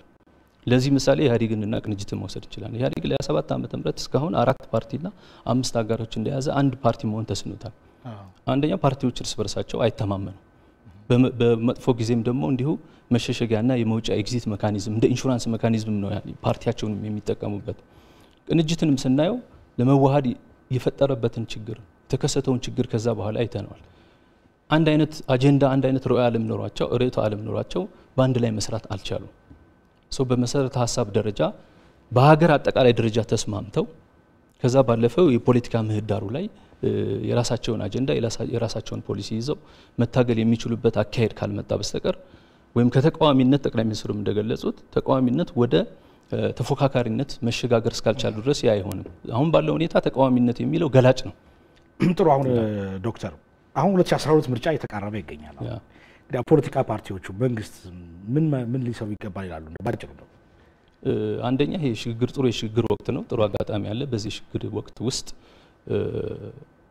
ተፎካካሪ ፓርቲዎች እርስ በርሳቸው የሚፎካከሩበትን ትክክለኛ የፖለቲካ ምህዳር መፍጠር ያስፈልጋል። ህጎች መሻሻል አለባቸው፣ መደራደር አለባቸው። በኢትዮጵያ የወደፊት ዕጣ ፈንታው ተስማምተው ከዛ ባለፈ ፓርቲዎች እርስ በርሳቸው መደራደርና መቀናጀት የሚችሉበትን ሁኔታ የሚፈጥር የፖለቲካ ምህዳሩን ማዘጋጀት ያስፈልጋል። መሻሻል የሚያስፈልጋቸውንም የፖለቲካ ስርዓቶች አሉ። አንደኛ የፖለቲካ ስርዓቱ ፓርላሜንታዊ ስርዓት ነው። የምርጫ ስርዓቱም ሲምፕል ማጆሪቲ ነው። እነኚህም ሪፎርም ያስፈልጋቸዋል። ምክንያቱም ፓርቲዎቹ እስካሁን ድረስ እንዳየናቸው ብዙ አጀንዳ ያላቸው ብዙ ፍላጎት ያላቸው ናቸው። ብዝሃነት በጣም የበዛ ነው። የብሔር ብቻ ሳይሆን ያስተሳሰብ ብዝሃነት አለ። የፓርቲዎችንም ስናይ ይሄን የሚያስተናግድ የምርጫ ስርዓት ያስፈልጋል። ከሲምፕል ማጆሪቲ ወደ ፕሮፖርሽናል ወይም ወደ አብላጫ የፖለቲካ ስርዓት ውስጥ መግባት የግድ ይሆናል። እንዲሁም ከፓርላሜንታሪ ስርዓት ወደ ፕሬዚደንሻል ስርዓት ቢቀየር እንደኔ አመለካከት ፓርቲዎች የግድ እንዲያንሱ ያስገድዳቸዋል። የአብላጫውን ማህበረሰብ ደግሞ ድጋፍ የሚያገኝ ሰው የብዙ ብሔር ብሔረሰቦችን የብዙ አስተሳሰቦችን ድጋፍ የሚያገኝ ሰው የተወሰኑ ሰዎች ስለሚያስፈልጉ የፓርቲዎችንም ቁጥር ይቀንሳል ብዬ አስባለሁ። በዚህ መልኩ 2012 ምርጫን በሰላማዊ በሆነ ሁኔታ ማካሄድ ይቻላል ብዬ ገምታለሁ። ዶክተር ስዩም እዚህ ስቱዲዮአችን መጥተው ስለሰጡ ማብራሪያ ከልብ አመሰግናለሁ። እኔም አመሰግናለሁ። ተመልካቾች ይህ አራት ማዕዘን የዜና ወጃችን ነው። ዜናዎቻችን ይቀጥላሉ። የጤና ጥበቃ ሚኒስቴር መረጃ እንደሚያሳየው በአመት ከ300 በላይ ሰዎች በህጋዊ መልኩ ለከፍተኛ ሕክምናዎች ወደ ውጭ ሀገር ይጓዛሉ። ይህንን ከፍተኛ ወጪና እንግልት ያስቀራል የተባለለት የወሎ ተርሸሪ ኬር ሆስፒታልና ማስተማሪያ ማዕከል ከ6 ዓመታት መዘግየት በኋላ ግንባታው ተጀምረዋል። የቀድሞ አሰሪ ቦርድ ዲዛይን ማዘግየትና ከህብረተሰቡ የተሰበሰበውን የገንዘብ የአይነት አስተዋጽኦ መጠን ለማሳወቅ በህብረተሰቡ ላይ ቅሬታ እየፈጠረ ይገኛል። ራይል ፍሬ በዚህ ጉዳይ አጠናቀረችው ዘገባ አለ። በሀገራችን ታክመን በሀገራችን እንዳን በሚል መሪ ሀሳብ ተወጥኖ በህብረተሰቡ ሙሉ ድጋፍ ሊገነባ የነበረው የወሎ ተሪሸሪ ወይንም ለሕክምና ማዕከል ግንባታ መዘግየቱና በመረጃዎች ግልጽ አለመሆን የአሉባልታዎች መፈጠር በህብረተሰቡ ላይ ቅሬታ ማሳደሩን በኢቲቪ ዜና መዘገባችን ይታወቃል። ዝርዝር ግን ቅድም እንዳልኩሽ የተዋጣ ገንዘብ ምን ያህል ስራው እንደተጀመረ ለምን እንደተሰጠ ለምን እንደዘገየ በምን አይነት አግባብ ይሄደ እንዳለ ለምን እንደሚዘገይ ሁሉ ምንም የተሰጠ መረጃ የለም። በሚዲያም ይሁን በምንም አይነት በስብሰባም ይሁን የተገለጸ ነገር ባለመኖሩ ነው ህዝቡ አሁን ትልቅ ከፍተኛ ቅሬታ ውስጥ የገባው። በወቅቱ ለቀረበው የህብረተሰቡ ቅሬታ ምላሽ የሰጠው ግንባታውን በባለቤትነት እያከናወነ የሚገኘው የወሎ ዩኒቨርሲቲ ሰው ሰራሽ በሆኑ ችግሮች የዲዛይን መጓተት አብይ ምክንያት እንደሆነ መግለጹም ይታወሳል። በአጭር ጊዜ ውስጥ ሊሰጡን መስከረም ላይ ነበር ያን ጊዜ ተባባልነው። እስከ መስከረም ያለቀለት ዲዛይን ሊሰጡን ተነጋገርን። አመቱን ሙሉ 2009 አንድ አመት ሙሉ ቆይተን ከነዚህ መካከል አንዷ ዲዛይን አለቀች። አሁን እየተገነባች G+2 አካባቢ ደርሳለች። በሱ ጀመር በዚህ ስንጀምር በአንደር ግራጁዌት ዶርሚተሪ ስንጀምር ህዝቡ ደግሞ የሚፈልገው ሆስፒታሉ ነው። ሆስፒታሉ የት አለ ተባለ። ሆስፒታል አላለቀም ዲዛይኑ። በኮንሴፕት ደረጃ ይሄ ነው። ኮንሴፕቹዋል እንትኑ ዲዛይኑ ይሄ ነው። ይሄ ዲዛይን ስላለ ይሄ የታላለ ይህን ምላሽ ተከትሎ በፌደራልና ክልል ከፍተኛ አመራሮችና በህብረተሰቡ ርብርብ የዲዛይን ችግሩ ተፈቶ ሆስፒታሉን መገንባት የሚቻልበት ሁኔታ መፈጠሩ ነው ዩኒቨርሲቲው ለኢቲቪ ዜና ያስታወቀው። ሆኖም አሁንም ከዲዛይን ባሻገር የህብረተሰቡ ጥያቄ የነበረው ከህብረተሰቡ በስጦታና በልዩ ልዩ መንገዶች የተሰበሰበ ገንዘብና የግንባታ ቁሳቁሶች አይነትና መጠን እንዲገለጽና በሁለት ቀጠና የተቋቋመው አሰሪ ኮሚቴ ሙሉ ኃላፊነቱን ግንባታውን እያከናወነ ለሚገኘው ወሎ ዩኒቨርሲቲ እንዲያስረክብ ቢጠየቅም ተግባራዊ ሊሆን አልቻለም። ኮንፊውዥን አለ። ወሎ ዩኒቨርሲቲ ይባላል፣ በዛ አሰሪ ቦርድ አለ። እነሱ አንዳንዴ የሰበሰቡት ብር የተደረሰ እኛ የምናውቀው ነገር የለም። እንደ ዩኒቨርሲቲው የተወሰነ ነገር ተዋይተናል። ምንድነው የተወሰነው? አሁን ያኛው አሰሪ ቦርዱ ራሱ ቢሮ ኦዲት ተደርጎ ለክልሉ የሚያስገባበትን ሁኔታ መጀመር አለበት። ብሩን የተሰበሰቡን ብር ለህዝብ ግልጽ ያደርግ። ስንት ተሰበሰበ ስንት ተጠቀሙ የሚለው አሰሪ ቦርዱ አድርጎ በክልሉ ላይ ኦፊስ ያገልግሎቱን እንዲያቋርጥ መንግስት ይሄንን በኃላፊነት ወስዶ የተጀመረውን ከ94 ጀምሮ የሚሰራውን መንግስት ይሰራል። በክልሉና በአዲስ አበባ በሁለት ቀጠና የተቋቋመው የወሎ ተርሸሪ ፕሮጀክት ጽሕፈት ቤት ከህብረተሰቡና ድርጅቶች የሚሰበሰበውን ገንዘብና የቁሳቁስ ድጋፍ የመሰብሰብና የማስተዳደር ኃላፊነት ያለው ነው። ሆኖም የምስራቅ አማራው አስተባባሪ ሆነው የደሴ ፕሮጀክት ጽሕፈት ቤት የተሰበሰበውን ገንዘብ መጠን እንደማያውቅ ይገልጻል። ቶምቦላ ሎተሪ ቲኬት አለ፣ የብር ኖት መሰብሰቢያም አለ። እሱን መበተን እንደገና ማሰባሰብ ከህዝብ የሚዋጣ ብር አለ። እሱን ምስራቅ አማራን ይሄ ይሰበስብ ነበር። ዋናው ፕሮጀክት ደግሞ ምዕራብ አማራን እና አዲስ አበባን ጭምር ደቡብን ጭምር ይሰራ ነበር። የምስራቅ አማራው በየጊዜው የተሰበሰበ ወደ ዋናው ፕሮጀክት ጽሕፈት ቤት ነው ፈሳስ የሚደረገው። ዛሬ 10,000 ከተሰበሰበ ቶሎ እናስገባው እዛ ነው። ዋናው ቋቱ የሚታወቀው እዛ ነው። የጤና ጥበቃ ሚኒስቴር መረጃ እንደሚያሳየው በአመት ከ300 በላይ ሰዎች በህጋዊ መልኩ ለከፍተኛ ህክምናዎች ወደ ውጭ ሀገራት ይጓዛሉ። ይህንን እንግልትና ከፍተኛ ወጪ ያስቀራል የተባለለት የወሎ ተርሸሪ ኬር ሆስፒታልና የማስተማሪያ ማዕከል በልዩ ልዩ ችግሮች ሳይገነባ 6 አመታት ተቆጥረዋል። ለኢቲቪ ከደሴ ለተጠናቀረው ዘገባ ራሄል ፍሬው። ተመልካቾች አሁን ወደ ቢዝነስ ዘገባ እናልፋለን። የቢዝነስ ዘገባውን ለማቅረብ ናችሁ ታየ እዚያ አጠገቤ ነው። እንደምን ዋልክ ናችሁ? ሰላም ያለው እንደምን ዋልክ መሰለ። ምን ዜናዎች አሉ? አመሰግናለሁ። የኢትዮጵያ ምርት ገበያ 2011 ተጨማሪ አዳዲስ ምርቶችን ለገበያ ያቀርባል። እሱን እንመለከታለን። የግብር አፈጻጸም